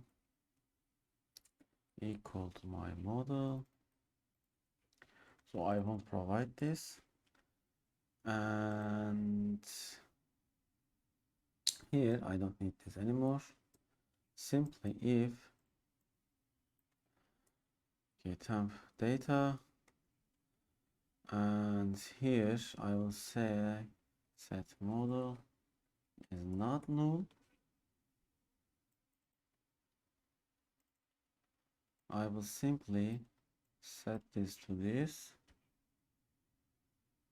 and I have to also explicitly tell that it is lecture 10 type. Yeah, now it should work. Let's try.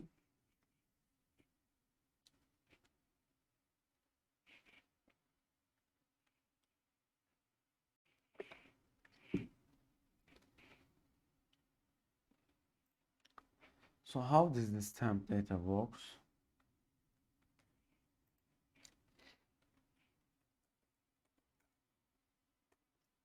Is temp data session specific? That is important because if multiple users are working, it may cause problem.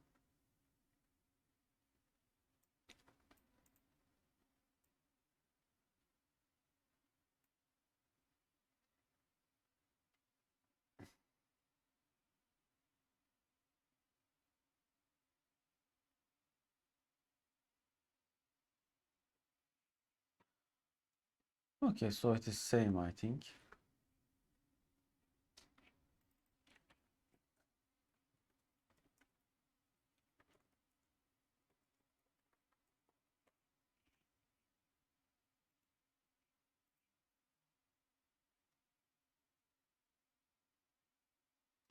Okay, so temp data is session bound, therefore it is safe to use. We got our answer.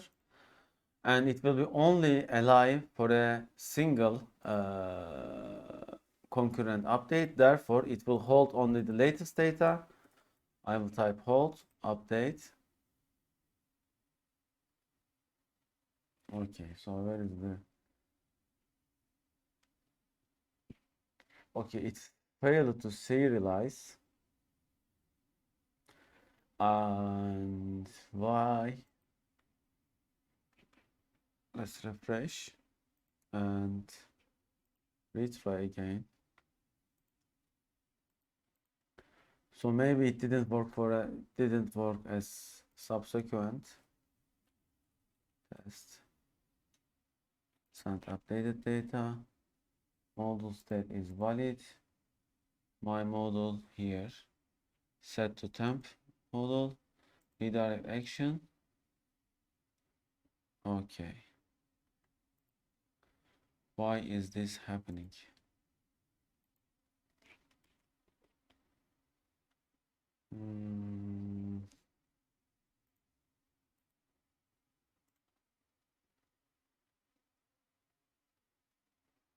Okay, I will test again. Okay.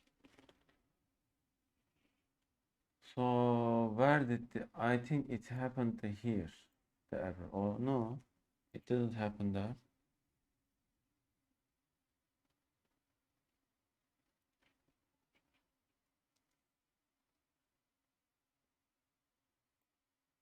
Maybe because our class is not serializable. Yeah. I think we need to change our class as here as serializable, and let's retry. Now we should be able to serialize it and then set as object in the memory. I mean set as serializable object in the memory.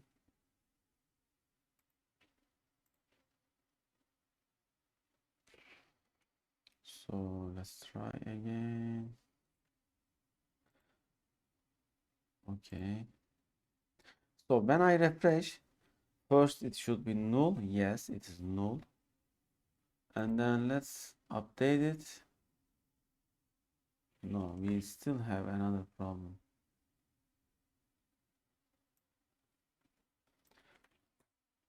Let's look for this error and see what is the problem. Store complex object in temp data.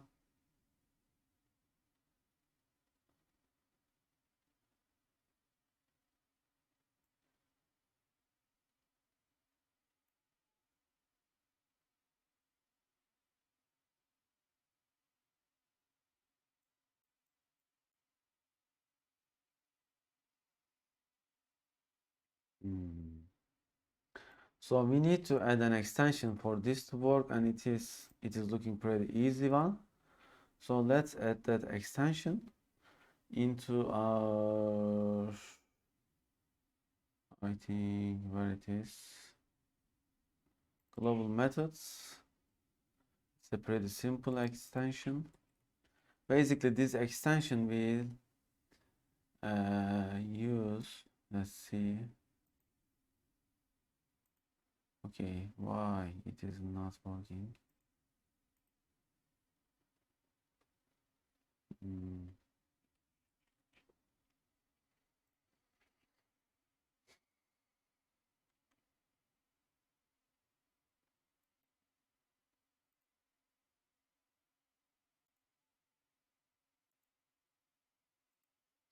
View features, okay.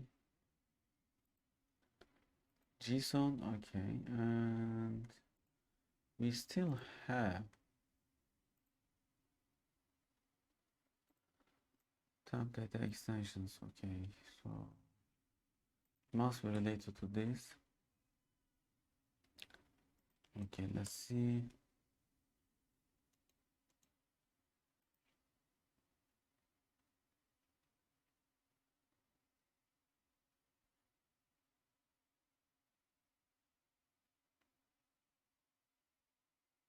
However, we are getting error. Why? Yes, we did that.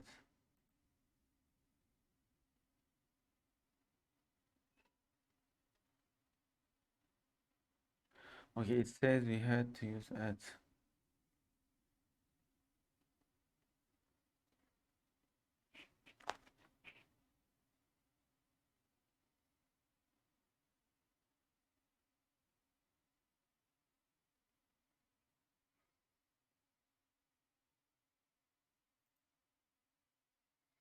Okay, temp data extensions.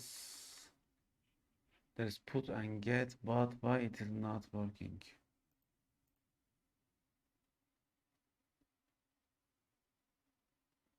Oh, it says it has to be defined in the top level. Yeah, that's why. It has to be inside here. We were putting it. Okay, now let's see. Top level static class. So this is another class, not inside global method, because it's the extension class. Like this. Okay, now it is working. So this will be used whenever we use. Okay, item data dictionary. Let's see. Okay, so in our controller, here we are going to use, let's see the usage, how it is done. Temp data put, yeah. So simply we will use temp data put like this. It will expect a key, so the key will be updated data, and the value will be t, and t can be anything. So it will be my model, and it is serializable. And then we are going to check if there is peak. So peak checks, or then there is get, or there is try get. Yeah, try get is better, I think. Try get value So key and object auth value. So we will use like this, and the auth value will be my model. Yes, simply. Okay, and okay, so this is not the way it is. Get customer. I think I need to check that if that exists.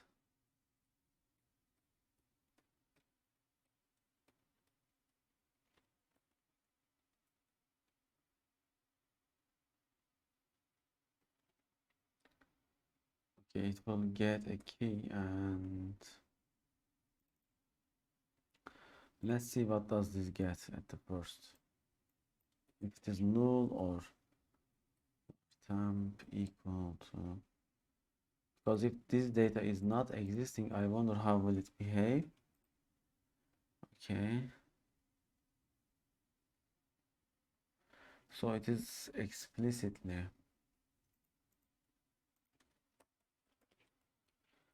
if TempData contains key. Okay, updated data. I think I need to make it like this. Then it will be like this. Delete this. And maybe we need to explicitly set it. No. Or here, maybe we need to set it as, okay. Yes, let's retry. So all we did was writing an extension which can serialize and deserialize objects, any object basically. Object serialization, I have shown that in object-oriented programming, it's extremely useful. Test and okay, so you see test that I receive it, and we are still at the same URL. Okay, test. Or when I refresh the page, it should not be like this. Yes, because it is alive only for single concurrent operation. And yes, it is working. But when I use this form, it is not updated here because this is inside another form, not inside this form. Okay, so our phone number and other things are not properly formatted. Let's continue reading. Notice how I have specified the purpose of the members with data annotations. There are two types used here, the phone type, where the intention is specified directly in the annotation, and the data type annotation, where we use the data type enumeration to specify the purpose. The result is the same though. Notice also how I use it for strings, but also for the birthday property. By default, a datetime type is rendered as an input field which takes both a date and a time, but a birthday is usually specified as a date only. We can specify this requirement by using the data type, dateValue. We can now create a view where these properties are used, and by using tag helpers, these properties will be rendered with the desired input types, without extra effort. Okay, so it says the mail address, the phone number is not valid. Password. However, on our screen there is nothing special here, special formatted phone, but it expects a telephone. So when I send, okay, it says invalid data because it is expecting a telephone number, and maybe something like this. Yes, it is working. However, I need to also, it is keeping the model, you see, and therefore it is set back.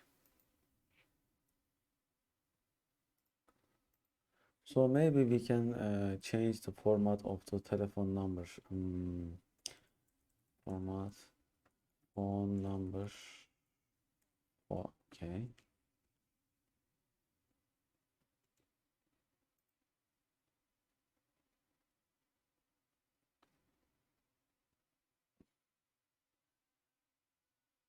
Okay, there's pattern.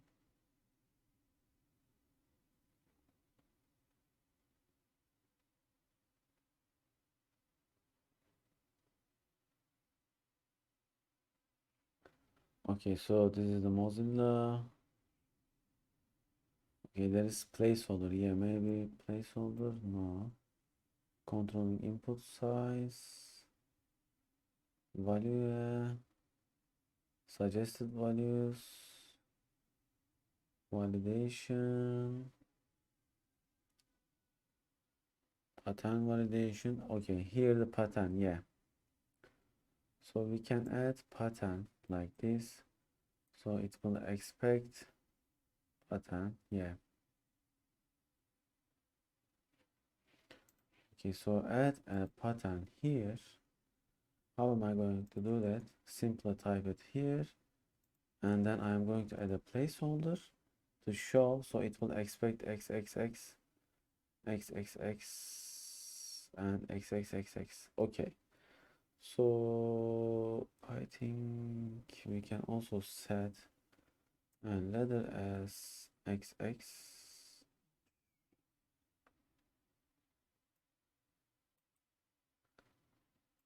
Okay, let's check it out. And here, so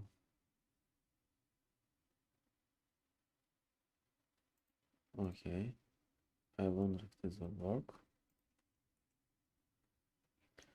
Yeah, so country, local, and whatever. Let's retry. I am hoping that it will work.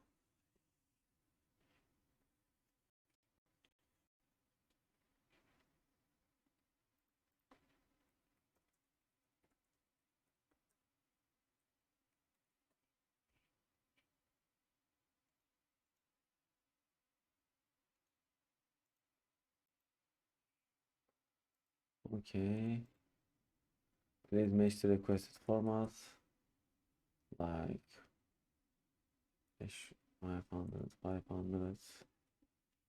Yes, our format is working nice. And it is also a valid format. So if I type it even like this, it won't, you see. And when I delete it, it is showing like this. Okay. It is working exactly as we wanted. Great. We can also put a placeholder here for mail address as x@die.com. Okay, something like this. It is up to you. And we can also set a default birthday value in our model, and it will be displayed. So let's set a default birthday here as maybe new date time. Okay, year 2000, month 1. Okay, and restart. So it will be easier for user to pick up from there, because starting from year 1 is not logical, obviously.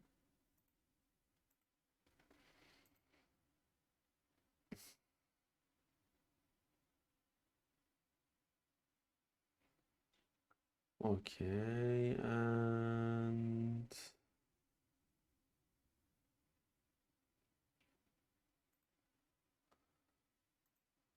yes, now it is working. Next, let's go to next. The TextArea tag helper.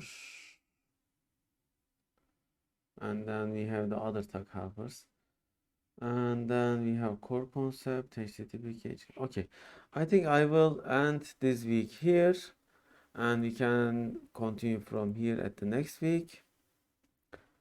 So we will also remember this week as well at the next week.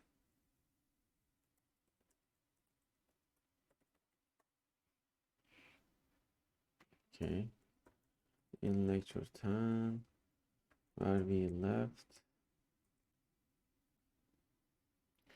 Okay, what have we seen in the lecture 10? So, let's start from the beginning of the lecture 10. In our controller, we have seen okay.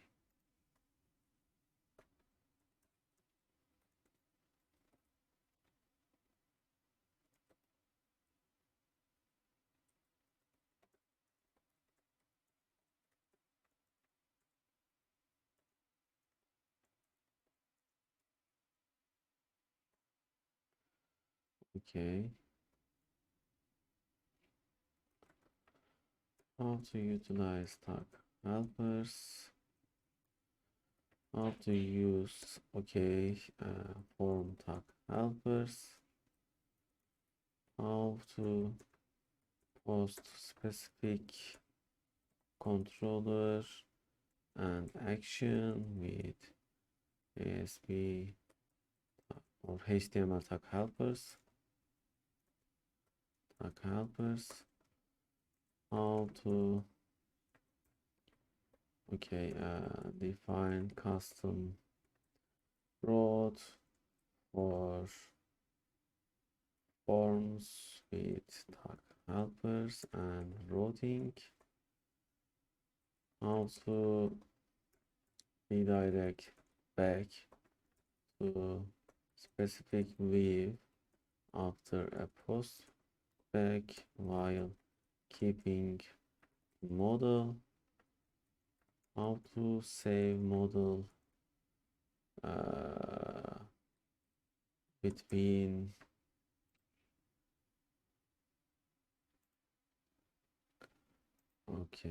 redirect to action by using TempData. Okay, what is TempData and is it session safe? Okay, and how to store complex data or complex, how to store objects, complex classes in TempData. Okay. Okay, what else?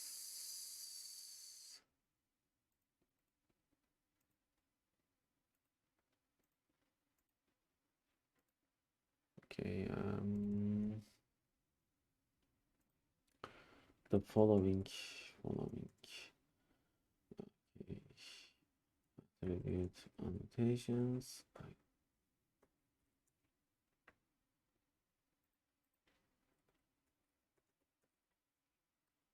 Examples for the following attribute annotations: display name. Okay, phone, email address, data type, password. Okay, date, and multi-line text. However, multi-line text didn't work, so let's check that as well.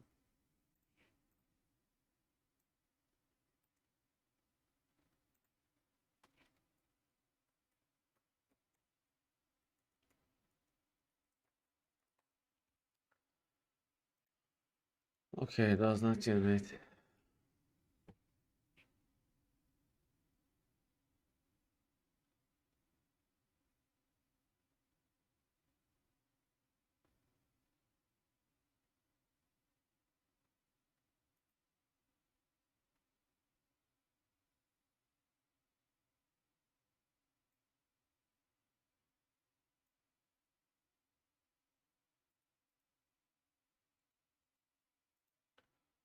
Okay, someone has already asked it. I see. So we need to set rows. So let's also set rows for multi-line text, which is here. And this is okay. Why don't we have rows?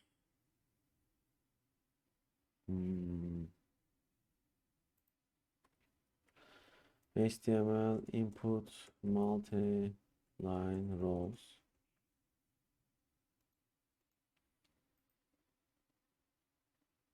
Okay.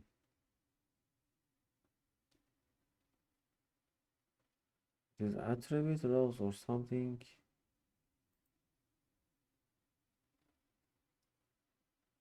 Oh, it is text area, not an input. So can we make it like that? Text area and rows equal to how many rows? 5. And how many columns? I don't need a column for perhaps. Let's try like that. I wonder if it will work. I think it should work either text area or input, but I'm not sure. Let's see. And let's see if we are getting back the data as we wanted. Okay, so okay, inside this text area we are seeing lots of unrelated data. So this text area has broken our application and I wonder why.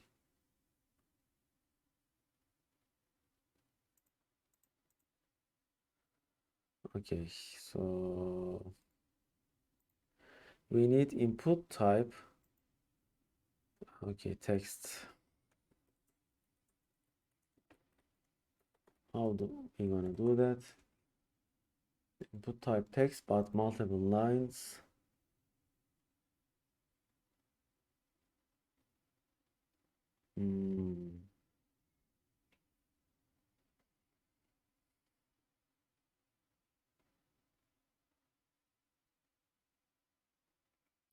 Okay, it appears that only text area supports. However, oh, I see the reason, I think. So I need to close, but it shouldn't be the case. Okay, why did it get back the other things inside it?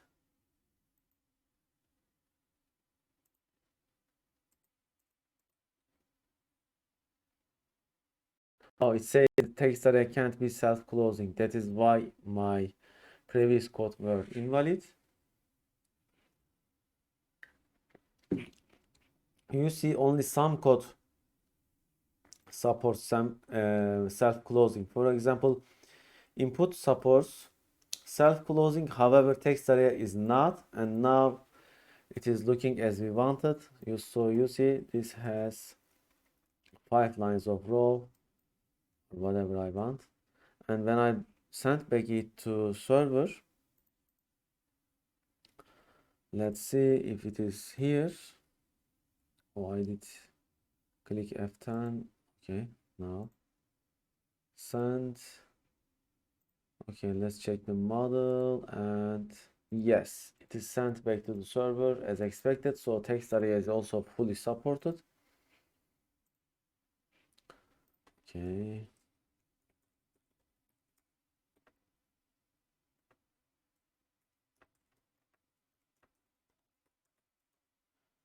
Text area. Okay.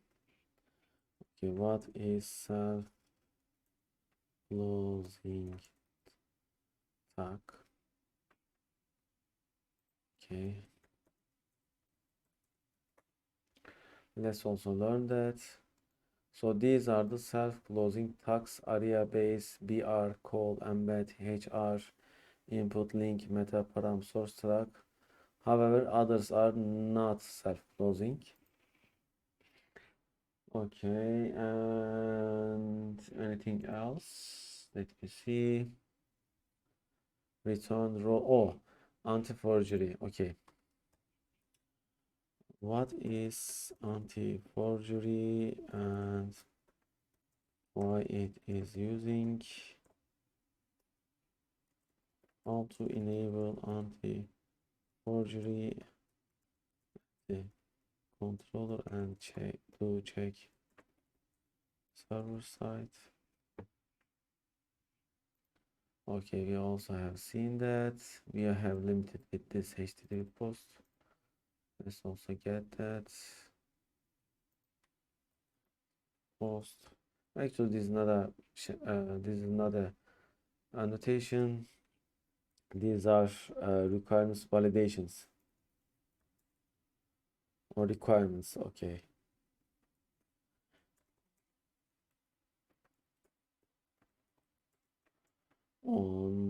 Okay, controllers actions. Okay, we have seen many things. We have solved some problems, and all right, I think we can end the lecture here. It has been already over 2 hours. If you have any questions, please feel to ask me. Don't hesitate. You can ask me through our Discord. I am hoping that you have already started your project. About your project, it has to be web-based and it has to be MVC. Okay, these two are mandatory and it has to be responsive. However, I am not forcing ASP.NET or C# as programming language. So there are 3 mandatory rules. It has to be web-based or web supporting. It has to be responsive and it has to be MVC pattern following. And then the rest is totally up to you. Okay, let's upload our code to our repository. Okay.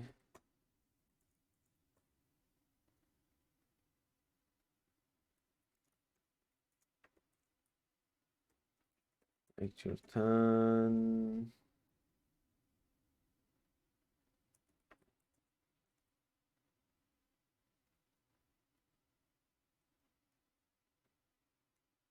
Oh, anyway, it is not much important. Let's learn how to rename the latest commit.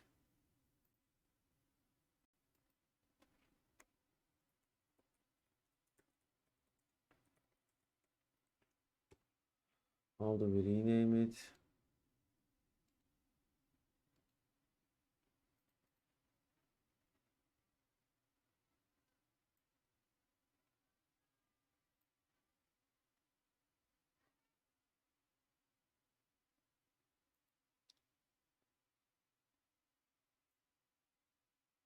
Okay, so it's like this. So let's try git commit xx amend.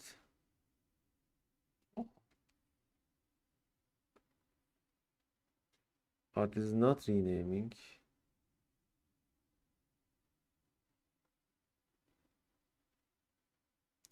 No, this is not what I want.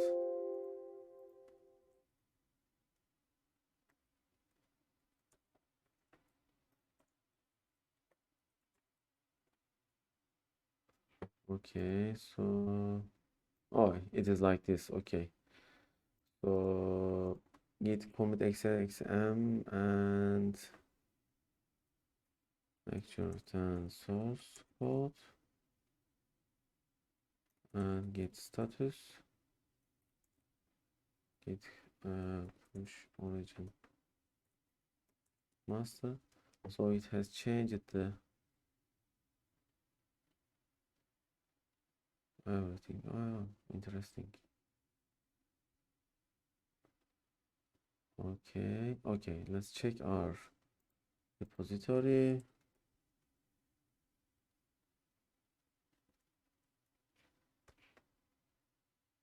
Okay, lecture 10 source code added. And yeah, it's there. Okay, end of lecture 10. Hopefully see you next week.